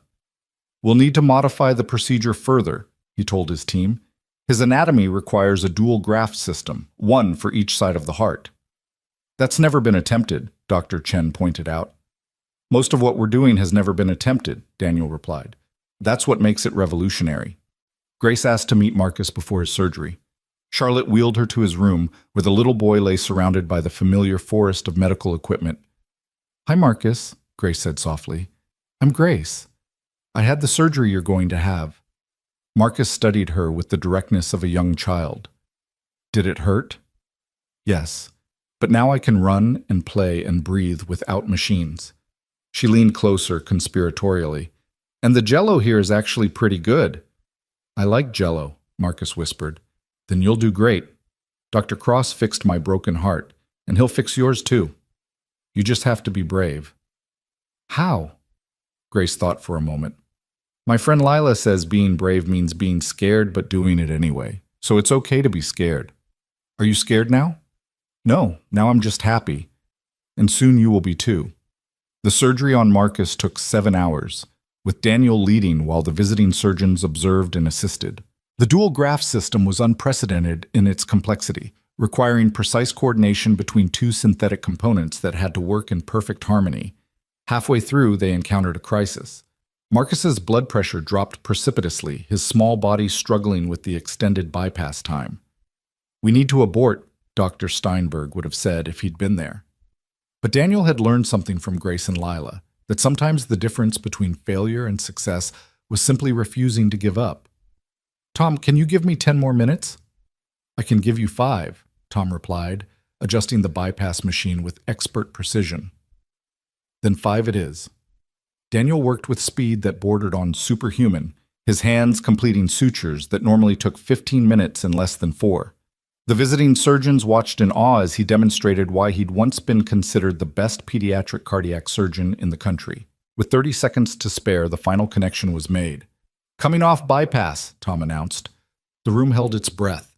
Marcus's heart, now supplemented by 2 synthetic grafts, had to coordinate a complex dance of blood flow that had never been attempted before. For 5 seconds, nothing happened. Then, like an orchestra finding its rhythm, Marcus's heart began to beat with strong, coordinated contractions. The oxygen saturation readings climbed steadily, 70%, 80%, 90%, 95%. "My God," Dr. Santos breathed. "It's working." In the observation room, Charlotte grabbed Daniel's spare surgical cap, the one he'd left there that morning, and clutched it like a talisman. Beside her, Grace and Lila held hands, their own repaired hearts beating in sympathy with Marcus's. "He did it," Lila whispered. "Dad did it again." When Daniel emerged from surgery 6 hours later, exhausted but triumphant, he found Charlotte waiting with news that made him sink into a chair. "Steinberg's article has been picked up by major media outlets. They're calling for an investigation, claiming we're experimenting on children." She showed him her tablet, headline after headline, questioning the ethics of the procedure. "They're trying to destroy this before it can spread," Daniel said wearily. "Then we fight back with success stories," Charlotte said. "Marcus makes 3 children saved. Grace and Lila are thriving. We have data, we have evidence, we have truth. Sometimes truth isn't enough against fear and money. Then we make it enough." Charlotte's determination was fierce. "I've scheduled a press conference for tomorrow. You, me, and the girls, if they're willing. We tell our story, all of it. The whine, the desperation, the miracle. We make them see these aren't just medical procedures, they're children's lives." That night, Daniel found himself unable to sleep despite his exhaustion. He wandered to the hospital's chapel, a small, quiet space he'd visited often during his years at Hopkins. To his surprise, he found someone already there, Marcus's mother, on her knees, sobbing with relief and exhaustion. "He's okay," she said when she saw Daniel. "My baby is okay. His lips are pink. I've never seen them pink before." Daniel sat beside her, understanding the weight of parental fear finally lifting. "He's more than okay. He's extraordinary. The way his heart adapted to the grafts, it's like it was waiting for them. The nurses said you haven't left the hospital in 3 days, that you've been sleeping in the on-call room to be close to all 3 children." "They needed monitoring," Daniel said simply. "No, they needed you. We all did." She turned to face him fully. "Dr. Steinberg called us before we came here. He said you were dangerous, that you'd killed your wife through incompetence. He tried to scare us away. Why didn't he succeed?" "Because I also talked to Grace's mother. She told me the real story. About the wine, about how you recognized her daughter's condition from across a room, about how you gave up everything to save a stranger's child. That's not incompetence, Dr. Cross. That's love in action." The press conference the next day was held in Galaxy Corporation's main auditorium, packed with reporters from around the world. Daniel stood at the podium in his white coat, Charlotte beside him in her CEO armor, both girls in wheelchairs behind them. Not because they needed them anymore, but to remind everyone how recently they'd been dying. "3 weeks ago," Daniel began, "I was a waiter at a charity gala. I'd been out of surgery for 3 years, hiding from my gift because I'd failed to save my wife. Then I spilled wine on Charlotte Mercer, and everything changed." He told the story simply, without embellishment. The recognition of Grace's condition, the impossible decision to attempt an untested procedure, the mathematics provided by an 11-year-old that made it possible. When he finished, the questions came fast and sharp. "Dr. Cross, how do you respond to critics who say you're playing God?" It was Grace who answered, wheeling herself forward to the microphone. "Playing God would be deciding who deserves to live and who doesn't, based on whether a procedure is in a textbook yet. Dr. Cross isn't playing God. He's doing what doctors are supposed to do. He's saving lives."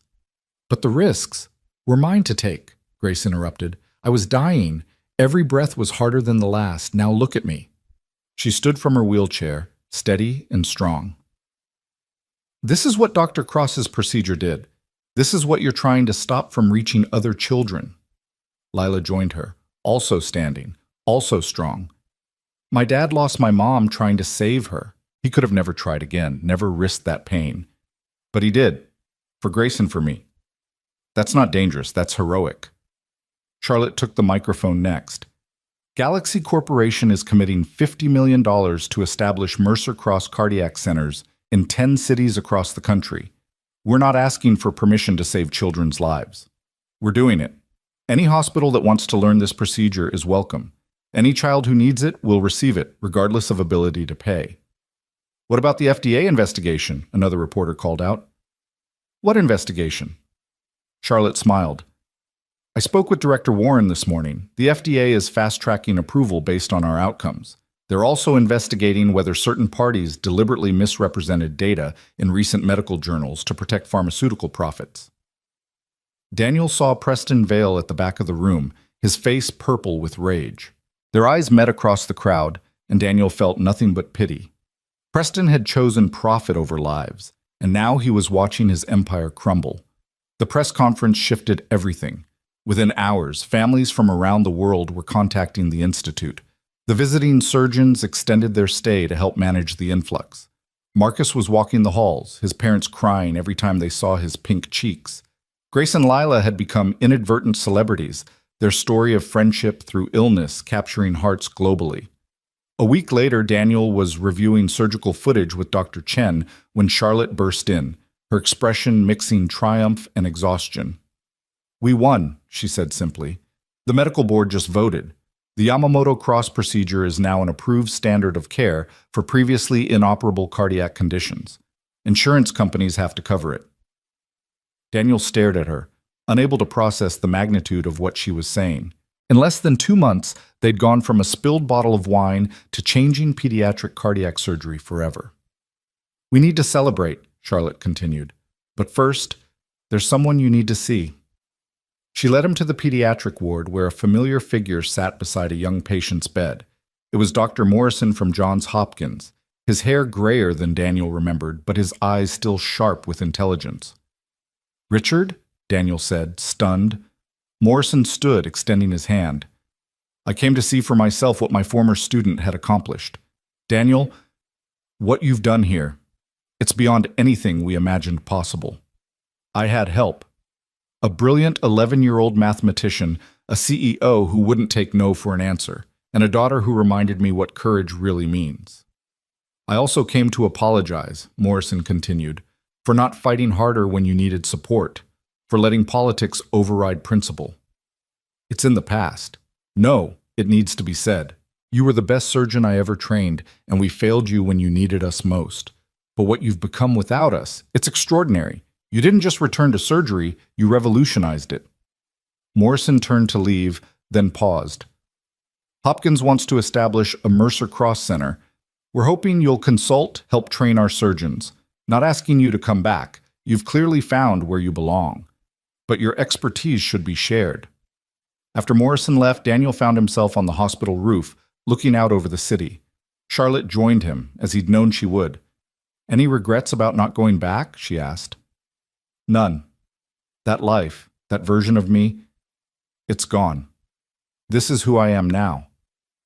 "And who is that?" Daniel thought about it. A father, a surgeon, a teacher, a partner. He looked at her.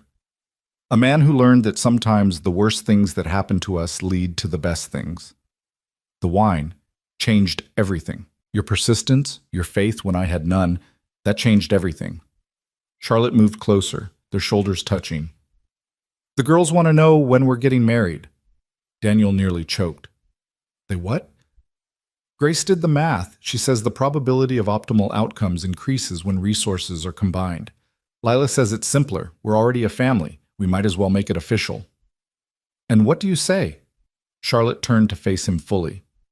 "I say that I fell in love with a man who served me wine while his hands shook with suppressed skill, who looked at my dying daughter and saw possibility, who gave up his own recovery to save her and then saved his own daughter too, who taught me that broken hearts, literal and metaphorical, can be rebuilt stronger.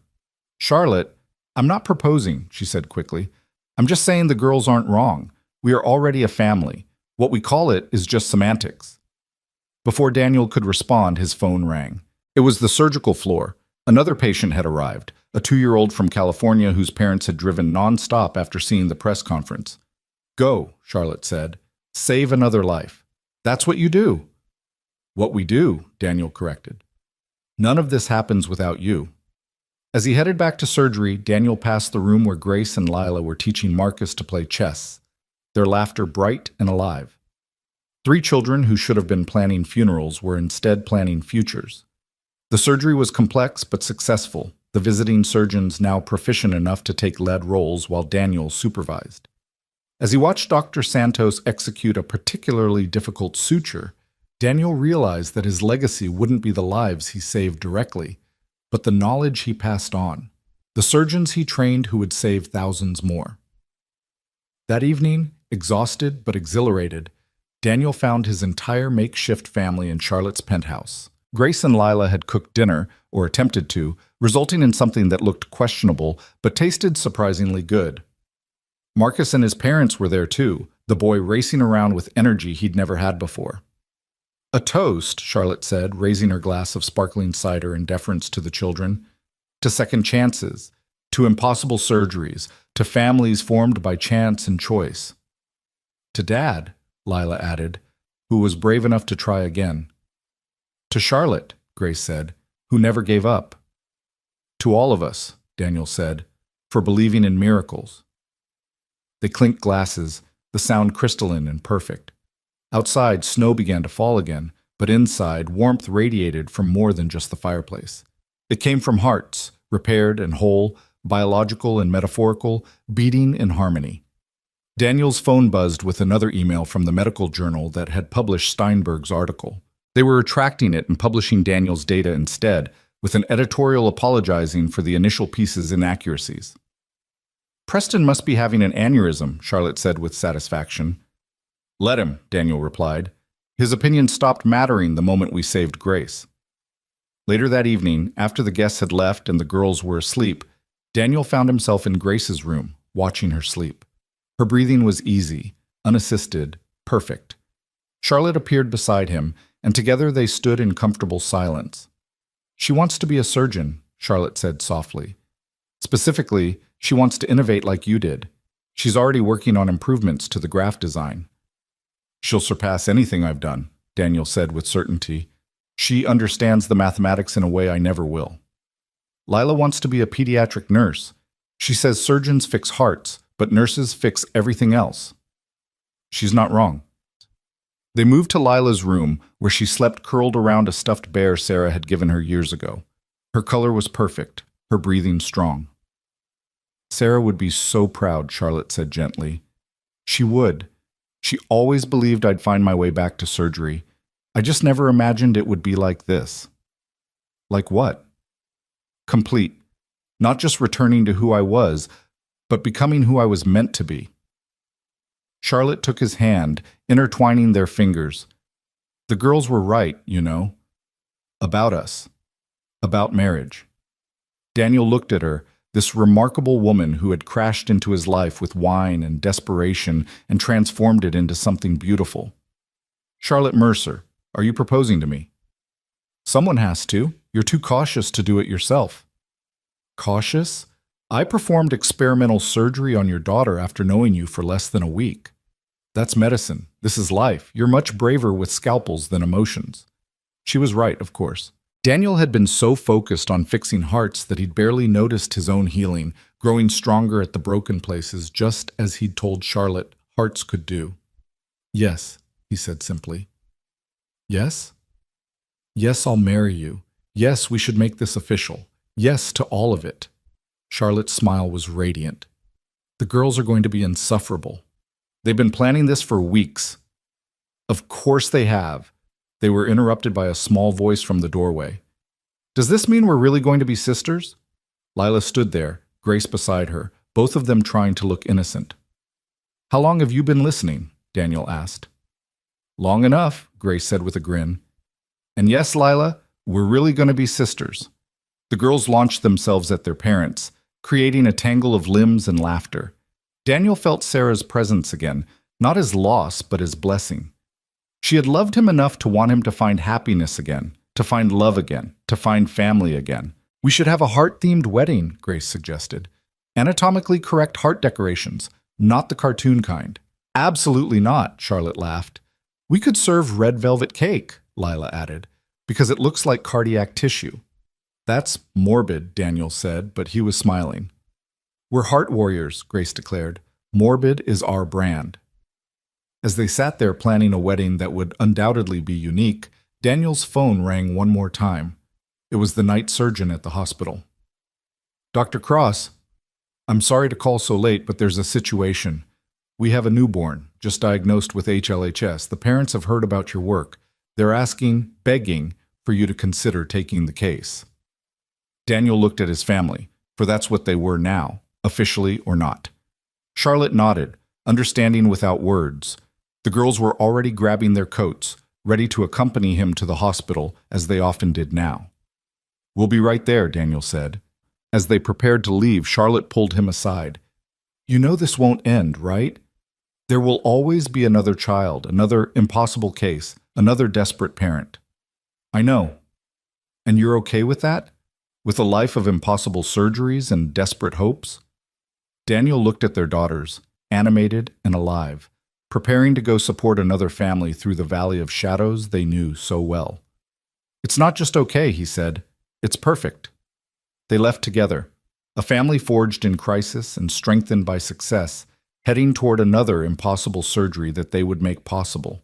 Behind them, the penthouse stood warm and waiting, a home built on second chances and synthetic grafts, mathematical genius and maternal determination spilled wine and saved lives. The snow continued to fall over Manhattan, each flake unique and perfect in its imperfection, much like the hearts Daniel repaired.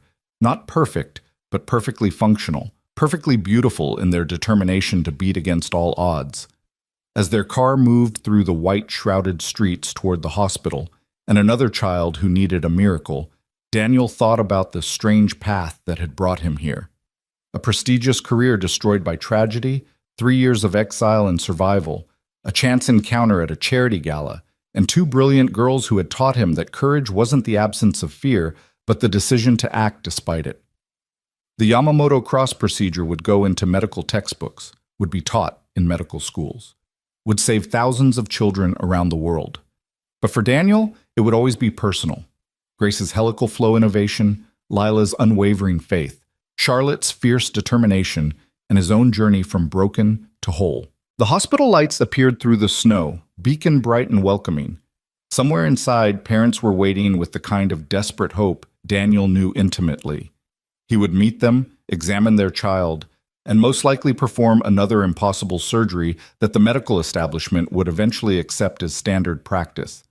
But first, he would tell them a story about spilled wine and second chances, about mathematical genius in dying children and CEO mothers who refused to accept defeat. He would tell them that broken hearts, all kinds, could be rebuilt stronger.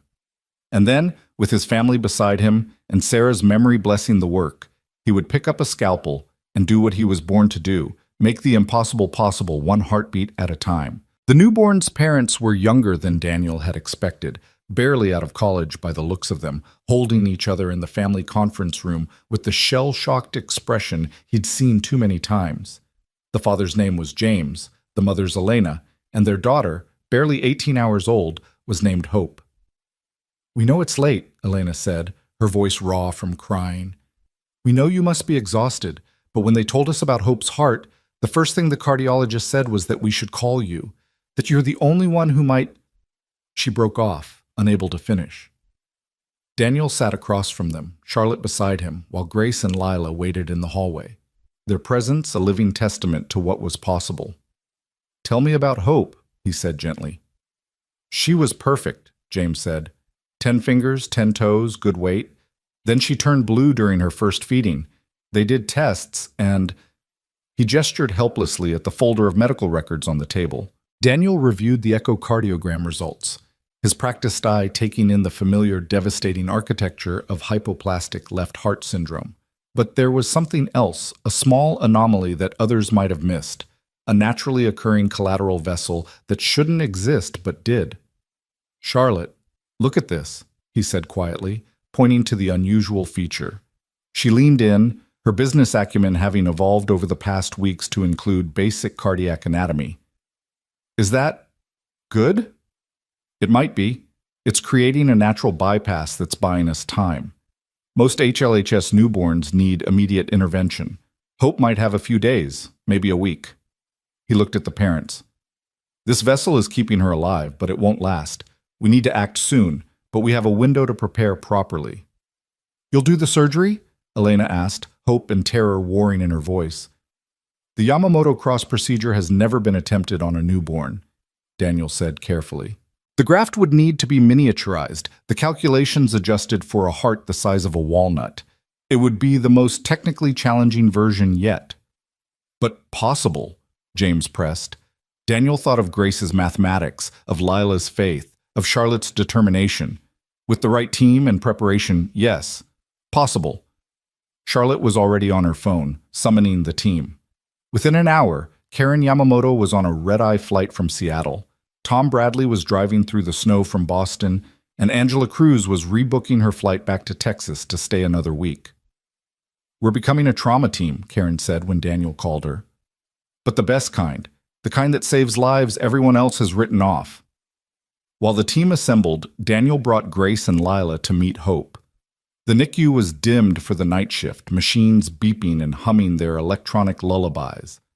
Hope lay in her isolette, impossibly small, her tiny chest working hard with each breath. "She's so little," Lila whispered.